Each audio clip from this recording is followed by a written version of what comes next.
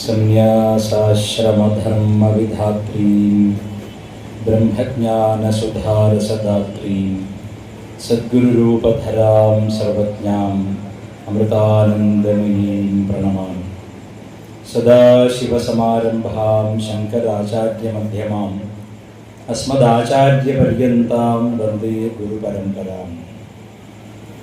ശ്രുതിസ്മൃതിപുരാണാനാമാലയം കരുണാലയം നമാമി ഭഗവത്പാദശങ്കരം ലോകശങ്കരം. ജയ ജയ ശങ്കര ഹര ഹര ശങ്കര, ജയ ജയ ശങ്കര ഹര ഹര ശങ്കര. പ്രിയപ്പെട്ട സുഹൃത്തുക്കളെ, ഭക്തജനങ്ങളെ, ഇവിടെ ലോക പ്രശസ്തനായ ശ്രീ PV ഗംഗാധരൻ ഡോക്ടറെ അനുമോദിച്ചു. അമ്മയുടെ പുരസ്കാരം, കാരിക്കോട് ഭഗവതിയുടെ പേരിലുള്ള പുരസ്കാരം സമർപ്പിച്ചു. അനേകം ഭക്തന്മാർ വന്ന് അവരവരുടെ ദുഃഖങ്ങൾ പാദത്തിൽ സമർപ്പിക്കപ്പെടുന്ന ഒരു ദിവ്യ സ്ഥാനത്താണ് ഞാനും നിങ്ങളും ഉള്ളത്. നമ്മുടെ ശ്രദ്ധ, നമ്മുടെ സേവാഭാവം, നമ്മുടെ ഭക്തി, ഇതിലൂടെയാണ് ഒരു ക്ഷേത്രം വളരുന്നത്. ഒരു ക്ഷേത്രം സാമ്പത്തികമായി ഉയരുമ്പോൾ അതിൻ്റെ അർത്ഥം അവിടെ ദേവതയുടെ ലക്ഷ്മീഭാവം പൂർണ്ണമായും വിലസുന്നു എന്നാണ്. എന്നാൽ ആ ക്ഷേത്രത്തിൽ ആളുകളുടെ ശ്രദ്ധയും ജപിക്കുവാനും ധ്യാനിക്കുവാനും ഒക്കെയുള്ള ഒരു സാമർഥ്യവും ഒക്കെ ഉയർന്നു വരുമ്പോൾ അത് അവിടെ സരസ്വതിയുടെ പ്രഭാവമാണ് കാണിക്കുന്നത്. അതുപോലെ തന്നെ ക്ഷേത്രത്തിൻ്റെ ചടങ്ങുകളെയും ക്ഷേത്ര ചൈതന്യത്തെയും ക്ഷേത്രത്തിലെ ഭക്തർക്ക് അപകടം വരാതെയും ഒക്കെ സംരക്ഷിക്കുവാനുള്ള ഒരു ക്ഷാത്ര ബോധം, സംരക്ഷിക്കപ്പെടണമെന്ന ബോധം, അത് ഭദ്രകാളിയുടെ സാന്നിധ്യമാണ്. ഇവിടെ ഈ കമ്മിറ്റിയുടെ പ്രധാനപ്പെട്ട ആളുകളെല്ലാം എൻ്റെ അടുത്ത് വന്ന് എന്നോട് പറഞ്ഞു, ഈ ക്ഷേത്രത്തിൻ്റെ ചരിത്രം പറഞ്ഞു.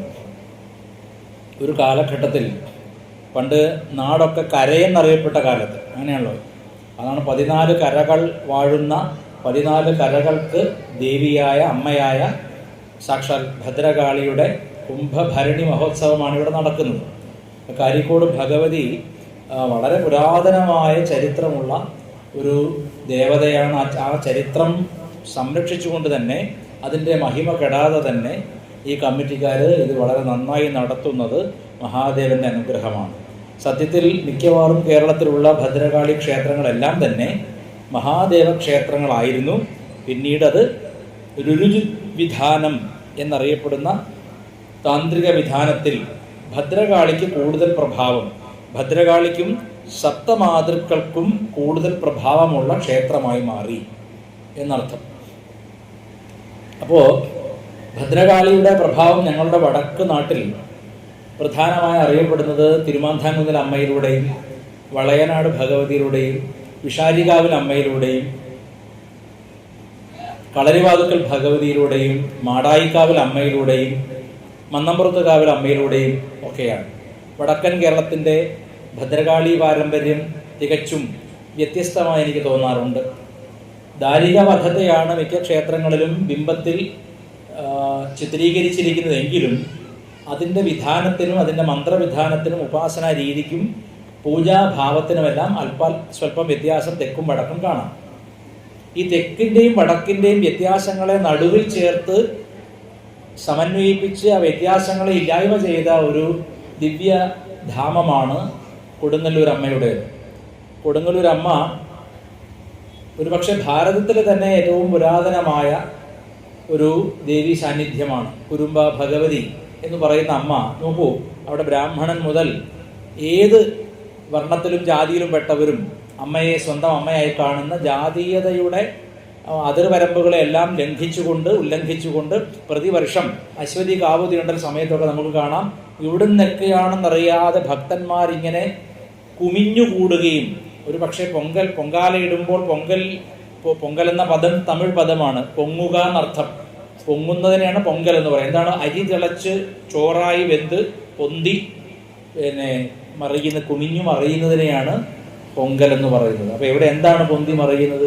ഭക്തന്മാരുടെ പ്രേമം, ദേവിയോടുള്ള ഭക്തി, അതൊരു ഉന്മാദ ലഹരി പോലെ ഭക്തിയുടെ ഏറ്റവും ഉയർന്ന ഭാവം എന്ന് പറയാവുന്ന ആ ഉന്മത്ത ഭാവത്തിലേക്ക് ഭക്തർ ആനയിക്കപ്പെടുകയാണ്. ഉന്മനി എന്ന് യോഗശാസ്ത്രം വിളിക്കുന്ന തന്ത്രത്തിലുമുണ്ട്. ഉന്മനി എന്ന് പറഞ്ഞാൽ മനസ്സ് ഉയർന്നു പൊങ്ങുകയാണ്. സാധാരണ നിലയ്ക്ക് എൻ്റെ കുടുംബം, എൻ്റെ മക്കൾ, ഞാൻ, അതിപ്പോൾ നേരത്തെ ഡോക്ടർ ഗംഗാധരൻ സാറ് പറഞ്ഞല്ലോ, എൻ്റെ സൗഖ്യത്തിന് വേണ്ടി ഞാൻ ഭാര്യയെ ഉപേക്ഷിക്കുന്നു എന്ന് പറയുന്ന അത്രയും അധമമായ മനസ്സുള്ള മനുഷ്യരുണ്ട് എന്ന് കേട്ടുവല്ലോ. അപ്പോൾ ആ അധമമായ മനസ്സിൻ്റെ ഉയർച്ചയ്ക്ക് വേണ്ടി, അതാണ് പൊങ്കൽ. ആ മനസ്സ് ഉയർന്ന് പൊന്തി കുമിഞ്ഞു മറിയുകയാണ്. ഭേദഭാവങ്ങളെല്ലാം വെടിഞ്ഞു. ഞാൻ ഇന്ന ജാതിക്കാരനാണ്, ഞാൻ ഇന്നയാളുടെ മകനാണ്, ഇന്നയാളുടെ മകളാണ്, അല്ലെങ്കിൽ ഇന്ന രാഷ്ട്രീയ പാർട്ടിയിലെ അംഗമാണ്, അല്ലെങ്കിൽ ഇന്ന സൗകര്യങ്ങളുള്ളവനാണ് എന്നൊക്കെയുള്ള ചിന്തകളൊക്കെ വെടിഞ്ഞ്, സ്വാർത്ഥമോഹങ്ങളെ വെടിഞ്ഞ് വലിയൊരു ഉത്സവം കണക്കാണ് കൊടുങ്ങല്ലൂർ അമ്മയുടെ ഭരണി, അല്ലെങ്കിൽ കൊടുങ്ങല്ലൂർ അമ്മയുടെ അശ്വതി കാവോതിണ്ടലൊക്കെ നമ്മൾ കാണുന്നത്. അവിടെ പലരും പറയും, ഈ ആളുകൾ ഈ തെറിവാക്കുകൾ പറയുമ്പോൾ അത് ഭരണിപ്പാട്ട് എന്ന് പറയാറുണ്ട്. ഭരണി പാടുകയാണ്, നീ ഭരണിപ്പാട്ട് പാടല്ലേ എന്ന് പറയും.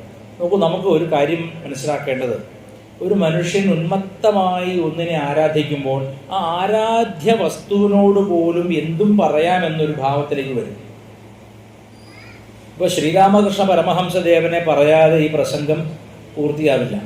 ശ്രീരാമകൃഷ്ണ പരമഹംസദേവൻ ബംഗാളിൽ ജനിച്ച മഹാവിഷ്ണുവിൻ്റെ അംശാവതാരമായി കണക്കാക്കപ്പെടുന്ന, ആരാധിക്കപ്പെടുന്ന, ലോകം മുഴുവൻ സനാതന ധർമ്മത്തിൻ്റെ സന്ദേശം എത്തിച്ച വിവേകാനന്ദ സ്വാമികളുടെ ഗുരുനാഥനായ, ഒരു പക്ഷേ ഏതൊരു വർഷമാണോ ഓക്സ്ഫോർഡ് യൂണിവേഴ്സിറ്റിയിലെ ബോർഡൻ ചെയർ സനാതന ധർമ്മത്തെ ഇകഴ്ത്തി കാട്ടുവാൻ വേണ്ടി ഇതര സംസ്കാരങ്ങളുടെ, ഇതര മതങ്ങളുടെ ആശയങ്ങൾ ഹിന്ദുധർമ്മത്തിനകത്ത് പ്രക്ഷിപ്തമായി കുത്തിച്ചെലുത്തണമെന്നും ഹിന്ദുക്കൾക്ക് അവരുടെ ആരാധനാ രീതിയിലും ആരാധ്യ ദേവതകളിലും വിശ്വാസം നഷ്ടപ്പെടും വിധത്തിൽ അവരെ പഠിപ്പിക്കണമെന്നും തീരുമാനിച്ചുകൊണ്ട് ഒരു ചെയർ ഉണ്ടാക്കിയത്, അതിനുവേണ്ടി കോടിക്കണക്കിന് അന്നത്തെ കാലത്ത് തന്നെ പണം ചെലവഴിച്ചുകൊണ്ട് ഒരു ചെയർ ഉണ്ടാക്കിയത് ജോസഫ് ബോർഡൻ എന്ന് പറയുന്ന ഒരു ബ്രിട്ടീഷ് സൈനികൻ. അയാൾ ഇന്ത്യയിലാണ്, ഈസ്റ്റ് ഇന്ത്യ കമ്പനി കൊണ്ടുവന്ന പേഴ്സണലാണ്. അയാളൊരു സൈനികനാണ്, ബ്രിട്ടീഷുകാരൻ്റെ സൈനികനായിരുന്നു. അയാൾ ഇവിടെ വന്ന് ജീവിച്ച അത്രയും കാലം അയാൾക്ക് ഓക്സ്ഫോർഡിലുള്ള ഒരുപാട് സ്ഥലം, ഏക്കർ കണക്കിന് സ്ഥലം ഈ ചെയറിന് വേണ്ടി എഴുതി വെച്ചിട്ട് പറഞ്ഞു, ഈ ചെയറിനുള്ള എൻ്റെ ഒസ്യത്ത്, എൻ്റെ വിൽ, ഇതിലൂടെ സമ്പാദിക്കുന്ന പണം കൊണ്ട് ഓക്സ്ഫോർഡ് യൂണിവേഴ്സിറ്റിയിൽ വിശ്വോത്തരമായിട്ടുള്ള ഒരു ചെയർ, ഒരു പഠനപീഠം സ്ഥാപിക്കണമെന്നും ആ പീഠത്തിലൂടെ ഭാരതീയരും വിദേശീയരുമായ പണ്ഡിതന്മാരെ സംസ്കൃതവും പഠിപ്പിച്ച് ഹിന്ദുക്കളുടെ ഗ്രന്ഥങ്ങളിൽ തെറ്റുകൾ ചാർത്തിക്കൊടുക്കണമെന്നാണ്. തെറ്റുകൾ ചാർത്തിക്കൊടുക്കുന്നതിനാണ് പ്രക്ഷിപ്തം എന്ന് പറയുന്നത്. ചെറിയൊരു ഉദാഹരണം പറഞ്ഞാൽ, രാമായണത്തിൻ്റെ ഉത്തരരാമായണ ഭാഗം, ഉത്തരരാമായണം, ആ ഉത്തരരാമായണത്തിൽ ശ്രീരാമചന്ദ്രസ്വാമി ലക്ഷ്മണനെ നോക്കി പറയുകയാണ്, ലക്ഷ്മണ യഥാഹി ചോര തഥാഹി ബുദ്ധ, ഒരു കള്ളൻ എങ്ങനെയാണോ അങ്ങനെ തന്നെ ബുദ്ധനെയും കണക്കാക്കണം എന്ന് ഒരു ശ്ലോകത്തിൻ്റെ അർദ്ധഭാഗമാണ്. കേട്ടോ നമ്മളെന്താ വിചാരിക്കുക, അത് ശരി, ബുദ്ധനെ കള്ളനായി കാണണമെന്ന് രാമൻ പറഞ്ഞു. എവിടെ പറഞ്ഞു? ഉത്തരരാമായണത്തിൽ പറഞ്ഞു. ആരോട് പറഞ്ഞു? ലക്ഷ്മണനോട് പറഞ്ഞു. എന്തിനു പറഞ്ഞു? ബുദ്ധനെ ഇകഴ്ത്തിക്കാട്ടുവാൻ വേണ്ടി പറഞ്ഞു. ഇപ്പം ഇങ്ങനെ ഒരു ശ്ലോകം കേൾക്കുമ്പോൾ ആദ്യം നമുക്ക് തോന്നും ഇത് നിർദോഷമാണ്, ഇതുകൊണ്ട് പ്രത്യേകിച്ച് ദോഷമൊന്നുമില്ലെന്ന് തോന്നും. പക്ഷേ ഇതിൻ്റെ അപകടം എന്താണ്? ഇത് ഒരു ഹിന്ദുവിന് കൃത്യമായി ഇവരെടുത്തു പറയുന്നത് എപ്പോഴാണ്? നോക്കൂ, ബുദ്ധന് ശേഷമാണ് രാമായണം ഉണ്ടായത് എന്ന് കാണിക്കാനാണ് ആ ശ്ലോകം അവിടെ എഴുതി വെച്ചിരിക്കുന്നത്. മനസ്സിലായോ? ഇതിന്റെ അബദ്ധം ബുദ്ധൻ കള്ളനാണോ രാമൻ നല്ലവനാണോ എന്നുള്ള ചർച്ചയല്ല അവർ ഉദ്ദേശിച്ചിരിക്കുന്നത്. ഇത്തരത്തിലൊരു ശ്ലോകം ആധുനിക സംസ്കൃതത്തിൽ അവിടെ എഴുതി വെച്ചതിന്റെ അർത്ഥം ഹിന്ദുക്കൾ പിൽക്കാലത്ത് ഇത് പഠിക്കുമ്പോൾ മുഴുവൻ കണ്ടോ, കരുണാമയനായ ബുദ്ധനെ കള്ളനെന്ന് വിളിച്ചവൻ രാമൻ എന്ന് ഇവർക്ക് ഇന്ന് പ്രസംഗിക്കാൻ വേണ്ടി 1800കളുടെ അവസാനം 19ാം നൂറ്റാണ്ടിന്റെ ഒടുവിൽ ഒരു ചെയർ തന്നെ ഉണ്ടാക്കി. ഇപ്പോഴും ആ ചെയർ അവിടെ തന്നെ ഉണ്ട്, അവിടെ പഠിച്ചവന്മാരൊക്കെ ഇവിടെ കറങ്ങി നടക്കുന്നുമുണ്ട്. അപ്പോൾ അത് പഠിച്ചു വന്നിട്ട് എവിടെ രാമായണത്തിൽ എന്തൊക്കെ വാദങ്ങൾ കുത്തിച്ചെലുത്തി വെക്കാം, സംസ്കൃതം പഠിച്ചുകൊണ്ട് കൃത്രിമമായി ശ്ലോകങ്ങൾ ഉണ്ടാക്കിക്കൊണ്ട് വേദങ്ങളിൽ പോലും എഴുതി വെക്കാം എന്നൊക്കെ കണ്ടുപിടിച്ച മഹാന്മാരാണ് ഇവർ. ഇവരുടെ വാക്കുകളും ഇവരുടെ പ്രസംഗങ്ങളുമാണ് ഒരു കാലത്ത് 1950കളിൽ അല്ലെങ്കിൽ അതിനു മുൻപ് തുടങ്ങിയ ഒരു വിദ്യാഭ്യാസ വിപ്ലവത്തിലൂടെ ഇവിടെ പലരും ലക്ഷ്യമിട്ടത് ഹിന്ദുക്കൾക്ക് അഭിമാനിക്കത്തക്ക ഒരു സാംസ്കാരിക പൈതൃകമില്ല, അത്തരം അഭിമാനം പാഴാണെന്ന് നമ്മോട് പറയാതെ പറയാൻ വേണ്ടി ഉണ്ടാക്കിയ ചെയറുകളാണ്. ഇത് പല യൂണിവേഴ്സിറ്റീസിലും ഉണ്ട് ലോകം മുഴുവൻ. അപ്പൊ ഇങ്ങനെ ഒരു ചെയറുണ്ടാക്കി ഹിന്ദുക്കളുടെ വിഗ്രഹാരാധനയെ തകർത്ത് കളയണം എന്നതായിരുന്നു അതിന്റെ പ്രഥമമായൊരു ലക്ഷ്യം. ആ ലക്ഷ്യത്തിന്റെ പൂർത്തീകരണത്തിനായി അതിനു മുൻപേ തന്നെ 1774-75 കാലഘട്ടത്തിൽ മദ്രാസ് പ്രസിഡൻസി പോലെ തന്നെ അതിനു മുൻപ് ആദ്യമായിട്ട് കൊൽക്കത്ത പ്രസിഡൻസി കോളേജ് ഉണ്ടാക്കുകയും ബ്രാഹ്മണർ തുടങ്ങിയ വേദം പഠിച്ചവരെയെല്ലാം കുടുമ മുറിക്കാനും പൂണൂൽ പൊട്ടിക്കാനുമുള്ള ഒരു പ്രേരണ കൊടുക്കുകയും ചെയ്തു. അങ്ങനെ നമുക്ക് ഒരു പൗരോഹിത്യ വർഗമില്ലാതായി. ആ പുരോഹിത വർഗത്തെ കണ്ടാൽ തുപ്പും വിധത്തിൽ അപമാനിക്കാൻ വിദ്യാഭ്യാസം കൊടുക്കുകയാണ് ഇവിടെ ചെയ്തത്. ലോകത്തെ ഏറ്റവും വലിയ നീചന്മാര് ഈ ബ്രാഹ്മണരാണ് എന്ന് പഠിപ്പിക്കാൻ വേണ്ടി ചെറിയ പണമൊന്നുമല്ല ലോകം മുഴുവൻ വിദേശ മിഷണറിമാർ ചെലവഴിച്ചത്. ഇതിന് ചരിത്രപരമായ തെളിവുകളുണ്ട്, വസ്തുതകളുണ്ട്. അപ്പോൾ ഇന്ന് നമ്മുടെ നാട്ടിൽ ബ്രാഹ്മണ മേധാവിത്വം എന്നൊക്കെയുള്ള പദങ്ങൾ സൃഷ്ടിക്കപ്പെട്ടത് ഈ അമേരിക്കൻ അല്ലെങ്കിൽ ബ്രിട്ടീഷ് പണം ചെലവഴിച്ച് ഇവിടെ ഉണ്ടാക്കിയ കൃത്രിമ പണ്ഡിതന്മാരുടെ വാക്കുകളിൽ നിന്നാണ്. ഇപ്പോൾ സാമാന്യ ജനതയിലേക്ക് ഇവർ ഹിറ്റ്ലറെ പോലെയോ മുസോളിനിയെ പോലെയോ അല്ലെങ്കിൽ ഇവർ തന്നെ ആരാധിക്കുന്ന സ്റ്റാലിനെ പോലെ ലോകത്തെ ഏറ്റവും അധികം ആളുകളെ അകാരണമായി അനീതിപൂർവകം കൊന്നൊടുക്കിയ ദുഷ്ടനാണ് സ്റ്റാലിൻ. അത് ചരിത്ര സംഭവം നിങ്ങൾ നോക്കിയാൽ അറിയാം. ആ അത്രയും മില്യൺ കണക്കിന് ആളുകളെ കൊന്നൊടുക്കിയ സ്റ്റാലിനേക്കാൾ ഭീകരനാണ് ക്ഷേത്രത്തിൽ പൂജ ചെയ്യുന്ന പൂജാരി എന്ന് പഠിപ്പിച്ചു കൊടുക്കുന്ന കുതന്ത്രം ഒന്ന് ആലോചിച്ച് നോക്കൂ. ലോകത്തെ ഏറ്റവും ദീർഘകാലം നടന്ന ഒരു യുദ്ധമാണ് കുരിശി യുദ്ധം. ഇസ്ലാമിക ശക്തികളോട് ക്രിസ്തീയ ശക്തികൾ ഏറ്റുമുട്ടിയ യുദ്ധം. പണ്ഡിറ്റ് ജവഹർലാൽ നെഹ്റു അദ്ദേഹത്തിന്റെ ഡിസ്കവറി ഓഫ് ഇന്ത്യയിൽ വളരെ വ്യക്തമായി എഴുതിയിട്ടുണ്ട്. സ്നേഹവും പ്രേമവും പ്രചരിപ്പിച്ച ദൈവദൂതൻ എന്ന് പറയുന്ന ഒരാളുടെ ശിഷ്യന്മാരാണ് ലോകത്തെ ഏറ്റവും അധികം രക്തച്ചൊരിച്ചിലുണ്ടാക്കിയത്. ദേശാധിപത്യങ്ങൾക്ക് വേണ്ടി ലോകത്ത് കരകൾ പിടിച്ചടക്കാൻ വേണ്ടിയിട്ട് മതങ്ങൾ യുദ്ധം ചെയ്ത ആ ചരിത്രത്തിൽ കൊല്ലപ്പെട്ടത് ലക്ഷക്കണക്കിന് ആളുകളാണ്. മതത്തിന്റെ പേരിൽ, കുരിശിന്റെ പേരിലും ചന്ദ്രക്കലയുടെ പേരിലും. അപ്പൊ ഇത് ലോകോത്തരമായി മനുഷ്യ മനസ്സുകളെ വേദനിപ്പിച്ച സംഭവമായിട്ട് പോലും ഇതിനൊന്നും യാതൊരു പ്രാധാന്യവും കൊടുക്കാതെ അല്ലെങ്കിൽ അത്തരത്തിൽ ആസൂത്രിതമായ മതത്തിനു വേണ്ടി കൊന്നതൊന്നും കൊലപാതകമല്ലെന്ന് പറഞ്ഞുകൊണ്ട് ബ്രാഹ്മണർ വഴി നടക്കാൻ സമ്മതിക്കാത്തത്, ബ്രാഹ്മണർ കുഴികുത്തി ചോറ് കൊടുത്തത്, ബ്രാഹ്മണർ ആട്ടിയത്, ഇങ്ങനെയൊക്കെ പലതും കേട്ടും കേൾക്കാത്തതുമായ ചരിത്രത്തെ വളച്ചൊടിച്ച് നമ്മോട് പറഞ്ഞതിന്റെ യഥാർത്ഥ ലക്ഷ്യം നാം നമ്മുടെ സമൂഹത്തിൽ ഒറ്റ ഹിന്ദു എന്ന ഏകശിലാകൃതമായ ഭാവം ഒരിക്കലും കൈവരിക്കാതിരിക്കാൻ വേണ്ടി മാത്രമാണ്. ഇവരാരും തന്നെ നമ്മോട് പറഞ്ഞില്ല വ്യാസഭഗവാൻ ബ്രാഹ്മണനല്ല എന്ന് പറഞ്ഞില്ല. വ്യാസഭഗവാൻ ജന്മം കൊണ്ട് ബ്രാഹ്മണനല്ല എന്ന് പറഞ്ഞില്ല. ഇവരാരും തന്നെ നമ്മോട് പറഞ്ഞില്ല നാം ആരാധിക്കുന്ന ശ്രീകൃഷ്ണ ഭഗവാൻ ബ്രാഹ്മണനല്ല എന്ന് പറഞ്ഞില്ല. ശ്രീരാമചന്ദ്രസ്വാമി ബ്രാഹ്മണനല്ല എന്ന് പറഞ്ഞില്ല. രാവണൻ ബ്രാഹ്മണ്യം ഉള്ളവനാണെന്നും പറഞ്ഞില്ല. അപ്പോൾ നമ്മുടെ തന്നെ പൈതൃകത്തെ നിരസിക്കാൻ വേണ്ടി പൈതൃക നിരാസത്തിനുള്ള ആശയങ്ങളെ സൃഷ്ടിച്ചെടുക്കുവാൻ വേണ്ടിയാണ് ഓക്സ്ഫോർഡിൽ ബോർഡൻ ചെയർ ഉണ്ടാക്കിയത്. ഇപ്പോൾ നമ്മൾ പഠിക്കുന്ന പാഠപുസ്തകങ്ങളിൽ ഒരുപാടിടങ്ങളിൽ ഇത്തരം പരാമർശങ്ങൾ കാണാം. അപ്പോൾ ബ്രാഹ്മണരെന്തോ ഈ ബ്രിട്ടീഷ് ഉദ്യോഗസ്ഥരെ പോലെ കൊലപാതകികളാണെന്നോ അല്ലെങ്കിൽ സ്റ്റാലിനെ പോലെയോ മുസോളിനിയെ പോലെയോ ഹിറ്റ്ലറെ പോലെയാണെന്ന രീതിയിലൊരു സൈന്യം പോലുമില്ലാത്ത, പടയ്ക്ക് പോവാത്ത ബ്രാഹ്മണരെ പറ്റി പഠിപ്പിച്ചു തന്നതിന്റെ യഥാർത്ഥ ഇംഗിതം ഹിന്ദു മതത്തിൽ ഒരിക്കലും പൗരോഹിത്യം രൂപപ്പെട്ടു വരരുത്. അഥവാ പഠിച്ചവർ പൗരോഹിത്യത്തിലേക്ക് വന്നു കഴിഞ്ഞാൽ, പഠിപ്പിക്കാൻ തുടങ്ങിയാൽ പിന്നെ മതപരിവർത്തനം നടക്കില്ല എന്ന കൃത്യമായ ബോധം കൊണ്ടാണ്. അപ്പോൾ ജാതീയത രൂക്ഷമാക്കിയത് ഇത്തരം വ്യാഖ്യാനങ്ങളാണ്. നടന്ന സംഭവത്തെക്കാൾ റിപ്പോർട്ടറുടെ റിപ്പോർട്ടിംഗ് മാരകമാണെന്ന് നമ്മൾ പറയില്ലേ, അതുപോലെ ഈ കഴിഞ്ഞ ദിവസമാണ് നേരത്തെ പറഞ്ഞതുപോലെ കാമുകിയെ കസേരയിലിരുത്തി ചോദ്യം ചെയ്ത് ചുറ്റിക കൊണ്ട് കണ്ണും മൂക്കും കവിളും തലയും അവൻ തന്നെ ചുംബിച്ച ചുണ്ടുകളുമെല്ലാം പൊട്ടിച്ച് കൊന്നുകളഞ്ഞത്. അമ്മയെ അവശയാക്കി അടിച്ചിട്ട്, അനിയനെ അടിച്ചു കൊന്നു, 10 വയസ്സുള്ള കുഞ്ഞിനെ. ഇതൊക്കെ ചെയ്ത കുഞ്ഞിന്റെ ആ മരിച്ചു കിടക്കുന്ന പെൺകുട്ടിയുടെ അനുജനോട് റിപ്പോർട്ടർ TV, ഞാൻ പ്രത്യേകം പറയാം, റിപ്പോർട്ടർ ചാനലിലെ ഒരു മഹാൻ പോയിട്ട് ഈ കോലും കൊണ്ട് ചെന്ന ആ കുഞ്ഞിനെ, സ്വന്തം സഹോദരി അതിക്രൂരമായി, നിന്ദ്യമായി, പൈശാചികമായി കൊല്ലപ്പെട്ട രാത്രി തന്നെ റിപ്പോർട്ടർ ചാനലിന് ഇരിക്കപ്പുറതിയിൽ അവൻ ഇതിന്റെ ന്യൂസ് സെൻസേഷൻ ഉണ്ടാക്കാൻ വേണ്ടിയിട്ട് ഈ കോല് കുത്തുകയാണ് വായിൽ. എന്നിട്ട് പറയൂ അനിയത്തി ചേട്ടത്തി എങ്ങനെയുള്ളവളായിരുന്നു? അവൾ സുന്ദരിയായിരുന്നോ? അവൾ മരണസമയത്തിന് മുമ്പ് എന്തെങ്കിലും നിന്നോട് പറഞ്ഞിരുന്നോ?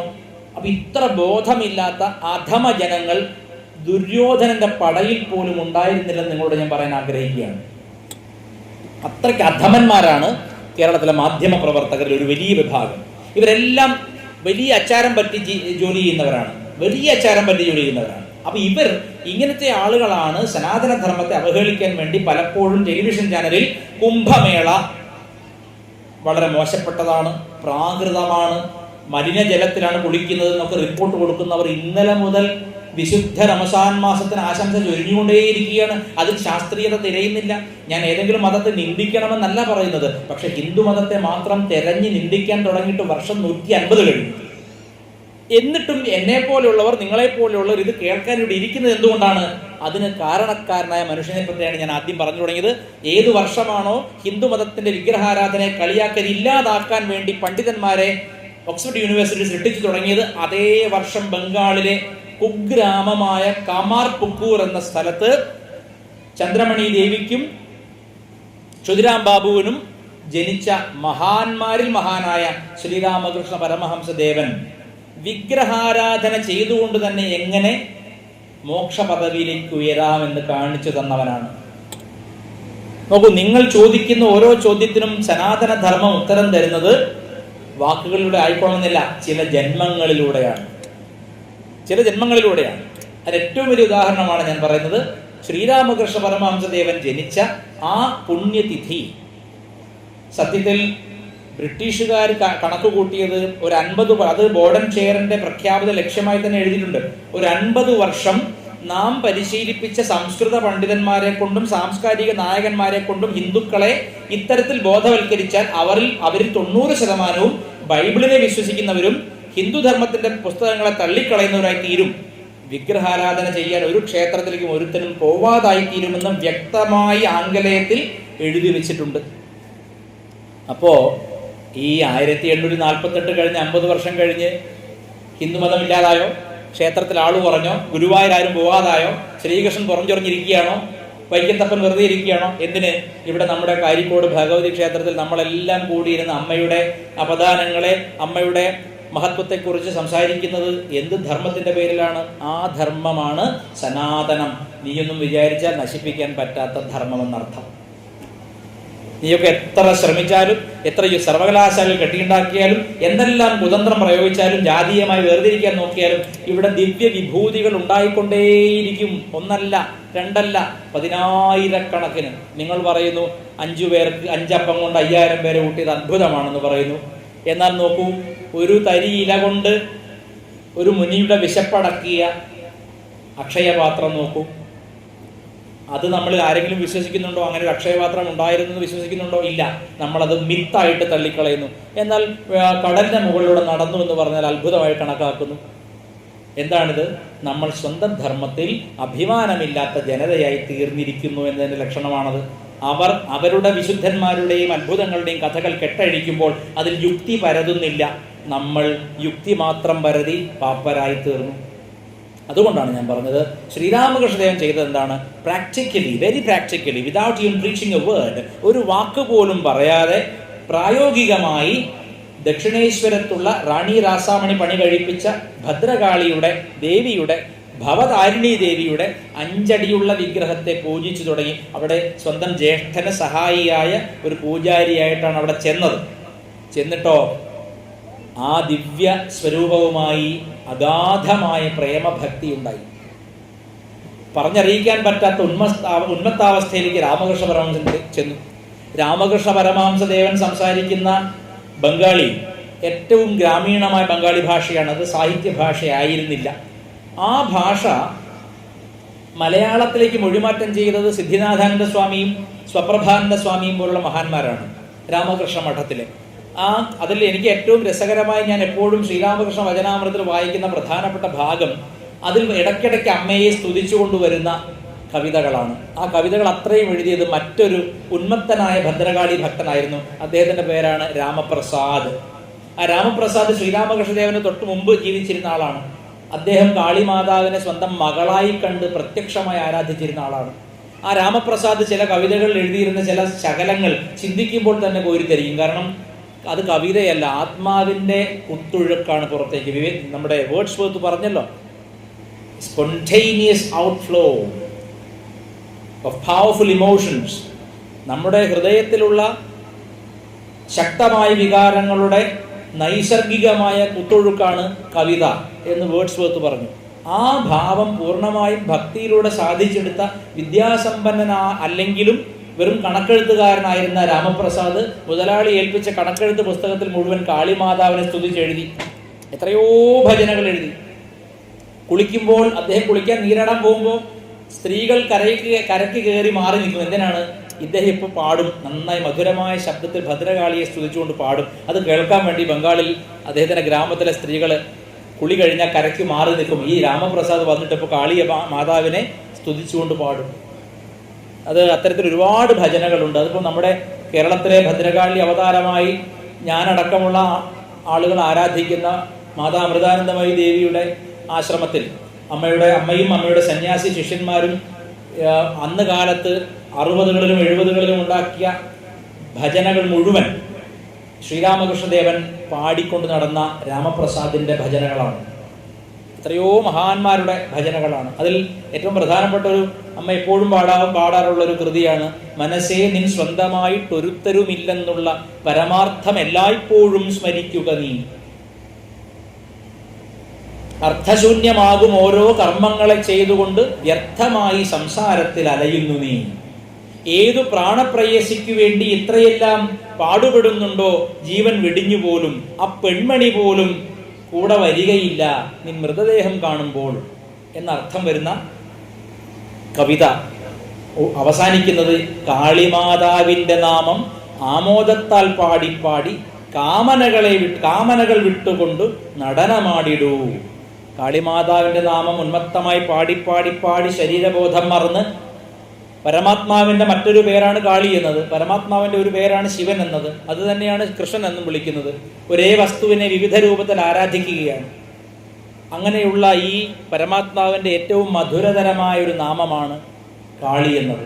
പലർക്കും ഇതിനെപ്പറ്റി അറിഞ്ഞുകൂടെ. എല്ലാവരും വിചാരിക്കുന്നത് ഉടനെ ആക്രമിക്കുന്ന ക്രൂരയായ ഒരു ഉഗ്രഭാവത്തിലുള്ള ദേവതയായിട്ടാണ്. പക്ഷേ കുറേ വർഷങ്ങൾക്ക് മുമ്പ് നമ്മുടെ ഗാനഗന്ധർവനായ യേശുദാസ് ഒരു മതസമ്മേളനം വിളിച്ചു കൂട്ടി കൊച്ചിയിൽ. അപ്പോൾ പള്ളിയിലെ അച്ഛന്മാരുണ്ട്, സന്യാസിമാരുണ്ട്, യേശുദാസുണ്ട്, മുസ്ലിം മതത്തിൻ്റെ നേതാക്കന്മാരുണ്ട്. അവിടെ യേശുദാസ് പ്രസംഗിക്കുന്നതിന് മുമ്പായിട്ട് ഒരു പള്ളിയിലച്ഛൻ പറഞ്ഞു, രക്തം ചൊരിഞ്ഞു നിൽക്കുന്ന, രക്തം നാവിലൂടെ ഉറ്റുന്ന, കണ്ണുരുട്ടി നിൽക്കുന്ന ദേവതകളെയൊക്കെ നമ്മൾ ആരാധിക്കേണ്ടതുണ്ടോ എന്ന രീതിയിൽ ഒരു പരാമർശം അദ്ദേഹം നടത്തി. അതിനുശേഷം യേശുദാസ് പ്രസംഗിച്ചപ്പോൾ രസകരമായ ഒരു ഉപമ അദ്ദേഹം പറഞ്ഞു. അത് അദ്ദേഹത്തിന് തോന്നിപ്പിച്ചത് സാക്ഷാൽ കാളിമാതാവ് തന്നെയാണ്.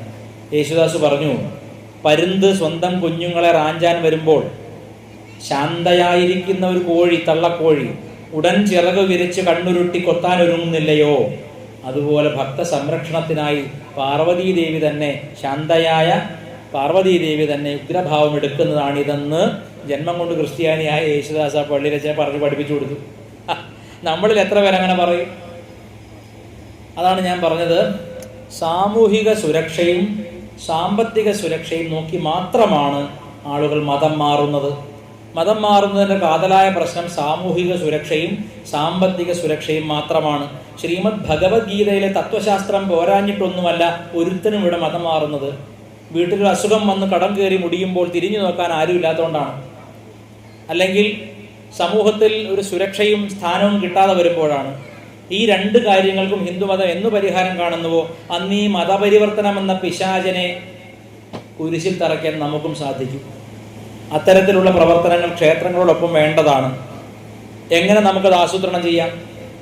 ക്ഷേത്രത്തിലെ വലിയ പരിപാടികൾക്ക് വേണ്ടി നാം പിരിക്കുന്ന പണത്തിൻ്റെ 2, 2.5, 3% പണം എല്ലാ വർഷവും നമ്മുടെ ഈ 14 കരകളിലും ക്യാൻസർ പോലെയുള്ള, നേരത്തെ ഡോക്ടർ പറഞ്ഞല്ലോ, ക്യാൻസർ അദ്ദേഹത്തിന് കൊടുത്ത തുക മുഴുവൻ അദ്ദേഹം ചികിത്സയ്ക്ക് കൊടുക്കുകയാണെന്നാണ് പറഞ്ഞത്.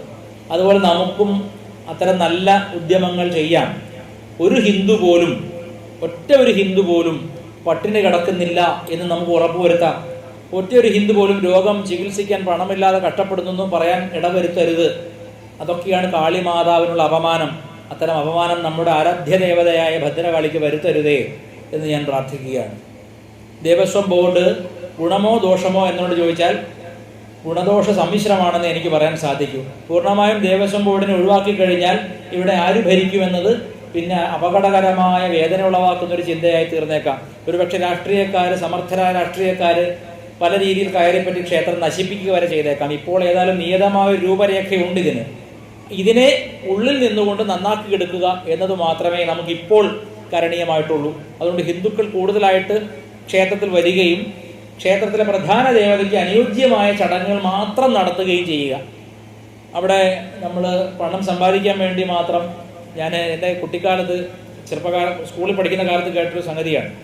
ഞങ്ങളുടെ അവിടെ ഒരു ശിവക്ഷേത്രമുണ്ട്. ആ ശിവക്ഷേത്രത്തിൽ എല്ലാവരും ഭക്തിപൂർവ്വം അവിടുത്തെ ചന്തയ്ക്ക് ഉത്സവത്തിനൊക്കെ പോകുന്നതാണ്. അപ്പോൾ ആ സമയത്ത് അവിടെ ഒരു ഗായക സംഘം വന്നു, ഒരു ഗാനമേള സംഘം വന്നു. ആദ്യം അവർ ശങ്കരാൻ തുടങ്ങി. അപ്പോൾ എല്ലാവരും വിചാരിച്ചു ഈശ്വര നല്ല ഭക്തിഗാനമേള വരാൻ പോകുന്നു. എല്ലാവരും കേട്ടിങ്ങനെ ഇരുന്നു. മൂന്നാമത്തെ പാട്ട് കൺഫ്യൂഷൻ തീർക്കണമേ എന്നാണ്. അതിൽ ശിവശംഭോ എന്നൊരു ശബ്ദമുള്ളത് കൊണ്ട് കൺഫ്യൂഷൻ തീർക്കണമെന്നാണ് പാടുന്നത്.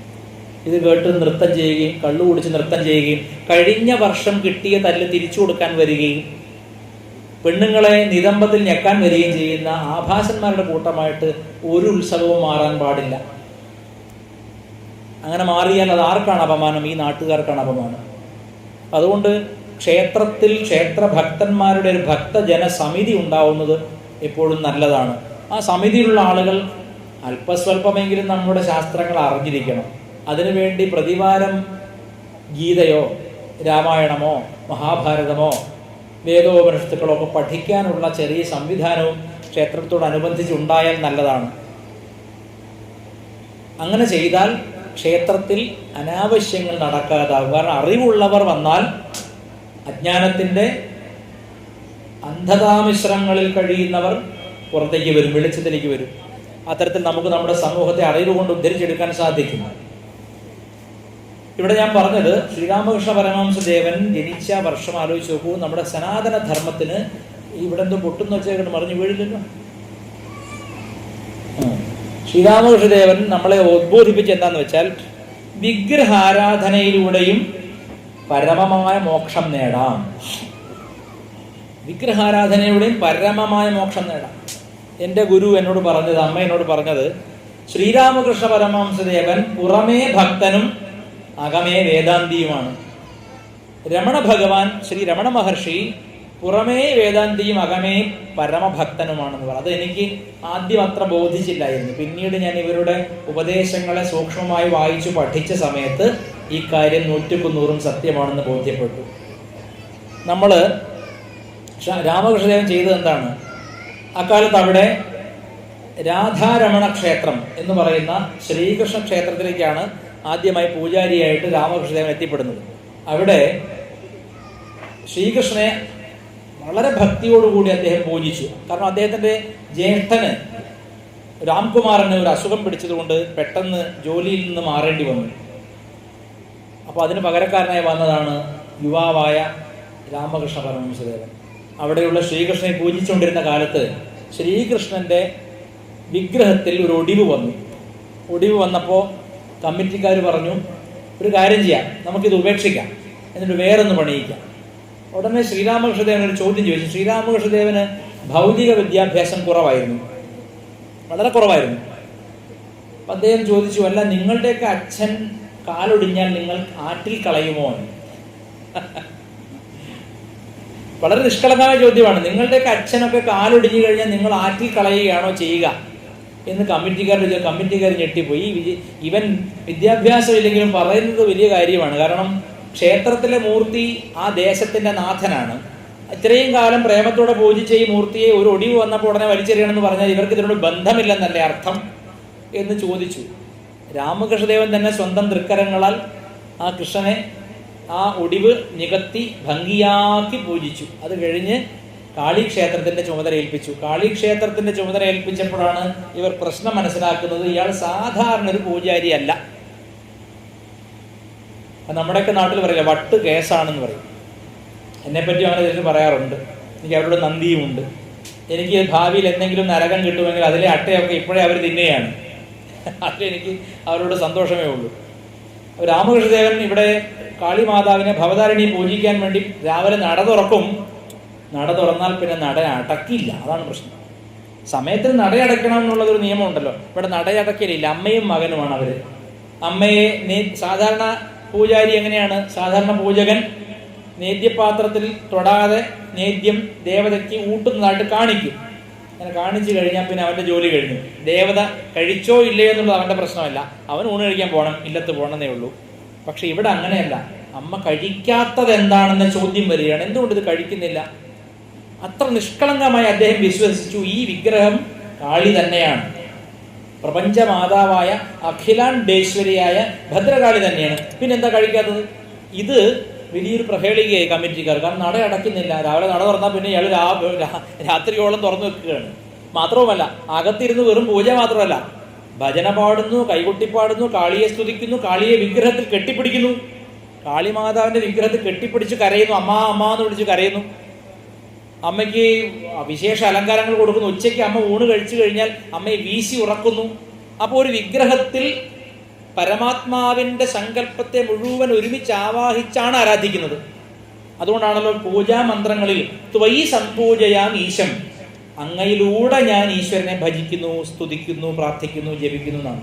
അങ്ങയിലൂടെ എന്ന് വെച്ചാൽ ഈ വിഗ്രഹം ഒരു നിമിത്ത കാരണമാണ്. ഈ വിഗ്രഹത്തിനുള്ളിലൂടെ, ഈ വിഗ്രഹത്തെ എൻ്റെ ഏകാഗ്രതയ്ക്കും പൂജയ്ക്കുമുള്ള നിമിത്തമാക്കിക്കൊണ്ട് ഞാൻ പരമാത്മാവിനെ, ഈശ്വരനെ പൂജിക്കുന്നു എന്നാണ് വിഗ്രഹാരാധനയുടെ തത്വം. അത് കേവലം കല്ലിനെ പൂജിക്കലല്ല.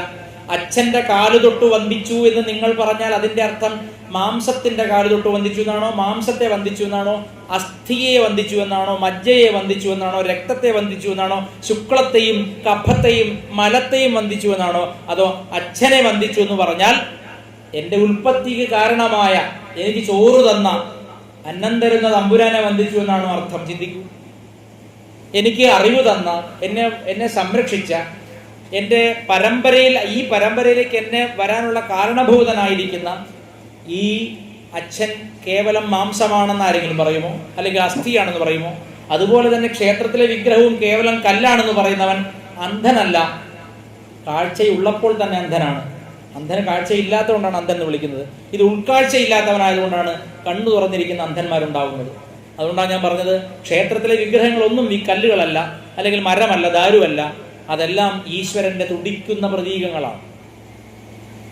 ഈ കാര്യം പറയുമ്പോൾ രാമകൃഷ്ണദേവന്റെ ഏറ്റവും പ്രിയപ്പെട്ട അല്ലെങ്കിൽ ഏറ്റവും പ്രശസ്തനായ ശിഷ്യനായിരുന്നുവല്ലോ വിവേകാനന്ദ സ്വാമികൾ. അദ്ദേഹം വലിയ വിദ്യാഭ്യാസം നേടാൻ വേണ്ടി Madras presidency college, Calcutta presidency കോളേജിൽ പഠിച്ചിരുന്ന ആളാണ്. ആ സമയത്താണ് അദ്ദേഹം കേൾക്കുന്നത് ഇങ്ങനെ ഒരു മഹാനായ ആൾ ദക്ഷിണേശ്വരത്ത് പൂജയ്ക്ക് വന്നിട്ടുണ്ടെന്ന പ്രശസ്തി അറിയുന്നത്. ആ സമയത്ത് അദ്ദേഹത്തെ പഠിപ്പിച്ചിരുന്ന പ്രൊഫസർ ഹേസ്റ്റി എന്നാണ് തോന്നുന്നത് അദ്ദേഹത്തിന്റെ പേര്. അദ്ദേഹം ഈ വേർഡ്സ് വേർഡിനെ, ഞാൻ നേരത്തെ പറഞ്ഞല്ലോ, വേർഡ്സ് വേർഡിന്റെ ഒരു കവിത പഠിപ്പിക്കുമ്പോൾ അതിൽ ട്രാൻസ് എന്നൊരു പദം ബംഗാളിയിലേക്ക് ട്രാൻസ്ലേറ്റ് ചെയ്യാൻ പറ്റാത്തത് കൊണ്ട് അദ്ദേഹം പറഞ്ഞു, ഇത് ട്രാൻസ്ലേറ്റ് ചെയ്യാൻ പറ്റാത്ത പദമാണ്. ട്രാൻസ് എന്ന് പറഞ്ഞാൽ ചിന്തകളില്ലാത്ത, അത്യാനന്ദം അനുഭവിക്കുന്ന, ഹർഷോന്മാദം അനുഭവിക്കുന്ന ഒരു തലമാണ്. അത് യോഗിമാർ അനുഭവിക്കുന്നതാണ്, യോഗികളുടെ നിത്യാനുഭവമാണ് എന്നൊക്കെ പറഞ്ഞു വെച്ചിട്ട് പറഞ്ഞു, although I can't explain the word trance, I can point out one person who has experienced and is experiencing this state of mind. ഈ മാനസികാവസ്ഥയുള്ള ഒരാളെ എനിക്കറിയാം. അത് ദക്ഷിണേശ്വരത്തെ ഭവതാരിണി ക്ഷേത്രത്തിലെ പൂജകനായ ശ്രീരാമകൃഷ്ണനാണ്. ഉടനെ അതുവരെ ഈശ്വരനില്ല, ബൈബിളിൽ പറയുന്ന കാര്യങ്ങളൊക്കെ ഏറെക്കുറെ ശരിയാണ്, ഹിന്ദുക്കളുടെ ദൈവങ്ങളൊക്കെ പൊള്ളയാണ് എന്ന് വിശ്വസിച്ച് നടന്നിരുന്ന ബ്രഹ്മസമാജത്തിലെ കേശവചന്ദ്ര സെന്നിന്റെ ബ്രഹ്മസമാജക്കാരനായിരുന്ന വിവേകാനന്ദൻ, അന്നത്തെ നരേന്ദ്രൻ, തോന്നി, ഓ അങ്ങനെ ഒരു അവസ്ഥയുണ്ടോ, മനസ്സിനെ അതിജീവി, നേരത്തെ പറഞ്ഞു ഭദ്രകാളിയുടെ അശ്വതി കാവതി ഉണ്ടല്ലോ അനുഭവിക്കുന്ന ഉന്മനി ഉണ്ടല്ലോ, ആ ഉന്മനിയാണ് വേർഡ്സ് വേർഡ് ട്രാൻസ് എന്ന് വിളിച്ചിരിക്കുന്നത്. ഈ പിന്നെ ചിരുതയ്ക്കും കണ്ടനും കോരനും ഒന്നും വേർഡ്സ് വേർഡിനെ അറിഞ്ഞുകൂടാ, പതഞ്ജലി മുനിയെ അറിഞ്ഞുകൂടാ, അല്ലെങ്കിൽ പ്രത്യഭിജ്ഞാഹൃദയം അറിഞ്ഞുകൂടാ. അവർ കാളിയെ അമ്മയായി കാണുന്നു. അമ്മ എന്ന് പറയുമ്പോൾ തന്നെ എന്താണ് പ്രത്യേകത? നമ്മുടെ അക്ഷരമാലയിൽ അകാരത്തിൽ ആ ഇ ഉ എന്ന് തുടങ്ങുന്ന ശബ്ദങ്ങൾ അവസാനിക്കുന്നത് എന്നതാണ്. ആ കഴിഞ്ഞിട്ടൊരു വിസർഗവും കൂടി. അപ്പോൾ ആദ്യത്തെ അകാരത്തിൽ നിന്ന് വിസർഗം വരെയുള്ള ശബ്ദങ്ങളെ ഘടിപ്പിക്കാൻ വേണ്ടി ഒരു കുഞ്ഞു കൊച്ചിന്, അത് ലോകത്തെവിടെയാണെങ്കിലും ശരി, വിദ്യാഭ്യാസം ചെയ്യാതെ പഠിക്കാതെ ട്രെയിൻഡ് അല്ലാതെ ഉച്ചരിക്കാൻ പറ്റുന്ന ഒരേ ഒരു ശബ്ദമാണിത്. കാരണം വായൊന്ന് മുറുക്കി തുറന്നാൽ അമ്മ, വായൊന്ന് മുറുക്കി തുറന്നാൽ അമ്മ എന്ന് പറയാൻ പറ്റും എല്ലാവർക്കും. ഈ ലോകത്തെ ഏറ്റവും വലിയ യുക്തിവാദിയും അല്ലെങ്കിൽ ഈ ലോകത്തെ ഏറ്റവും വലിയ സൈനിക മേധാവിയും എല്ലാം ഒരു കുഞ്ഞായിട്ടാണല്ലോ വളരുന്നത്. ആ കുഞ്ഞിന് ഏറ്റവും എളുപ്പത്തിൽ ഉച്ചരിക്കാൻ പറ്റുന്ന ശബ്ദമാണ് അമ്മ. അപ്പോൾ ദേവിയെ സംബന്ധിച്ച് ദേവിയുടെ ഏറ്റവും വലിയ മന്ത്രം അമ്മ എന്നുള്ളതാണ്. മറ്റൊന്നൊരു അമ്മേനെ വിളിച്ചാൽ കേൾക്കും, അതാണ്. അതിന് ഏറ്റവും വലിയ ഉദാഹരണം നമ്മുടെ വീടുകളിൽ കൊച്ചു കുഞ്ഞുങ്ങൾ കരയുമ്പോൾ അമ്മാവൻ പറയും അതിന് വിശന്നിട്ടാണ്. അച്ഛൻ പറയും അയ്യോ അത് വായ നടക്കി എനിക്കും ജോലി ചെയ്യാൻ പറ്റുന്നില്ലെന്ന് പറയും. ചേട്ടൻ പറയും അമ്മ അവനെ മൂത്രമൊഴിക്കാൻ മുട്ടിയിട്ടാണെന്ന് പറയും. പക്ഷെ ഇതൊന്നും പറയാതെ അറിയുന്ന ഒരാളുണ്ട്, അത് അമ്മയാണ്. ഇവൻ എന്തിനാണ് കരയുന്നതെന്ന് അറിയാൻ കഴിവുള്ളൊരമ്മ. അമ്മ PhD എടുത്തവളല്ല, അമ്മ ഫിസിഷ്യൻ അല്ല, എന്നിട്ടും അമ്മയ്ക്കറിയാം എന്തിനാണ് എൻ്റെ മകൻ കരയുന്നത്. അവിടെ എന്താണ് സാധ്യമാവുന്നത്? വാക്കുകൾക്ക് അതീതമായിട്ടുള്ള ഒരു സംവേദനം, വാക്കുകൾക്ക് അതീതമായി വാക്കുകൾ പിറക്കുന്നതിന് മുൻപേ തന്നെ ഒരു സംവേദനം ഇവർ തമ്മിൽ 9 മാസമായി നടക്കുകയാണ്, നിരന്തര സമ്പർക്കം. 9 മാസവും 9 ദിവസവും ഇവര് കമ്മ്യൂണിക്കേറ്റ് ചെയ്തുകൊണ്ടേയിരിക്കുകയാണ്. രഹസ്യമായി മൂത്ത കുട്ടിക്ക് അമ്മ വിളമ്പിക്കൊടുക്കുന്നു, ഭർത്താവിന് അമ്മ വിളമ്പിക്കൊടുക്കുന്നു, കൈകൊണ്ട് കയ്യാല വിളമ്പാതെ അന്നനാളത്തിലൂടെ എടുത്ത് അതായത് നമ്മുടെ പൊക്കൽ കൊടിയിലൂടെ കൈമാറുന്ന ഒരു അന്നദാനം, അത് 9 മാസവും നടത്തുകയാണ്. അതുകൊണ്ട് ആയുർവേദം എന്ന മഹാശാസ്ത്രം ഒരമ്മയെ ദൗഹൃദ എന്ന് വിളിക്കുന്നു. കാരണം അവൾ ഒരേ സമയത്ത് 2 ഹൃദയങ്ങളെ പ്രവർത്തിപ്പിക്കുന്നവളാണ്. ഒരമ്മ മാത്രമാണത്. ഒരേ സമയത്ത് 2 ഹൃദയങ്ങളെ പ്രവർത്തിപ്പിക്കുകയാണ് തൻ്റെ ഉള്ളിൽ, തൻ്റെ ഹൃദയവും തൻ്റെ കുഞ്ഞിൻ്റെ ഹൃദയവും. ഒരമ്മ അമ്മയാവുന്നത് ആ ഗർഭം സ്വീകരിച്ച് വയറ്റിൽ സ്വീകരിക്കുമ്പോൾ തന്നെ അവൾ അമ്മയായി കഴിഞ്ഞു. പക്ഷെ ഒരു അച്ഛനാവുന്നത് ആ കുഞ്ഞ് പ്രസവിക്കപ്പെടുമ്പോൾ മാത്രമാണ്. ശരിയല്ലേ? ആ കുഞ്ഞിനെ പുറത്തേക്ക് കൊണ്ടുവരുമ്പോൾ മാത്രമാണ് അവൻ അച്ഛനാവുക. അതുവരെ അവൻ ഭർത്താവ് മാത്രമാണ്, ബീജദാതാവാണ്, ഡോണറാണ്, ആരുമാണ്. പക്ഷെ ആ കുഞ്ഞ് വരുമ്പോൾ അവൻ അച്ഛനായി. അമ്മയോ അങ്ങനെയല്ല. ഇവർ 9 മാസമായി നിരന്തരമായി ആന്തരികമായ ഒരു സുഷുമ്നാ ബന്ധമുണ്ട് ഇവർ തമ്മിൽ, പ്രാണനുമായൊരു ബന്ധമുണ്ട്. അതുകൊണ്ട് ഭദ്രകാളി പ്രാണന്റെ ദേവതയാണ്. ഇവിടെ നമ്മുടെ കാരിക്കോട് ഭഗവതിയുടെ ആദ്യത്തെ രാവിലത്തെ ഭാവം തന്നെ ബാലഭദ്ര എന്നുള്ളതാണ്. ബാലഭദ്ര ആരാണ് ഈ ബാലഭദ്ര? ലോകത്തേക്കും വെച്ച് ഏറ്റവും വലിയ ശാസ്ത്രജ്ഞൻ ആരാണെന്ന് എന്നോട് ചോദിച്ചാൽ ഞാൻ ഉടനെ പറയും അത് അഗസ്ത്യ മുനിയാണെന്ന് പറയും. നിങ്ങളിൽ പലരും എന്നെ കളിയാക്കിയേക്കാം നാളെ.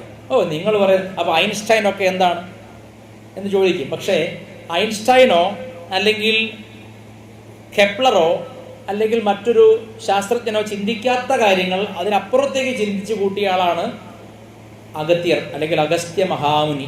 ആ അഗസ്ത്യ മഹാമുനി പല പല രഹസ്യങ്ങളും നമുക്ക് പറഞ്ഞു തന്നിട്ടുണ്ട്. നമ്മൾ ചിന്തിക്കാൻ പറ്റാത്ത സിദ്ധന്മാരുടെ തന്ത്രങ്ങൾ പറഞ്ഞു തന്നിട്ടുണ്ട്.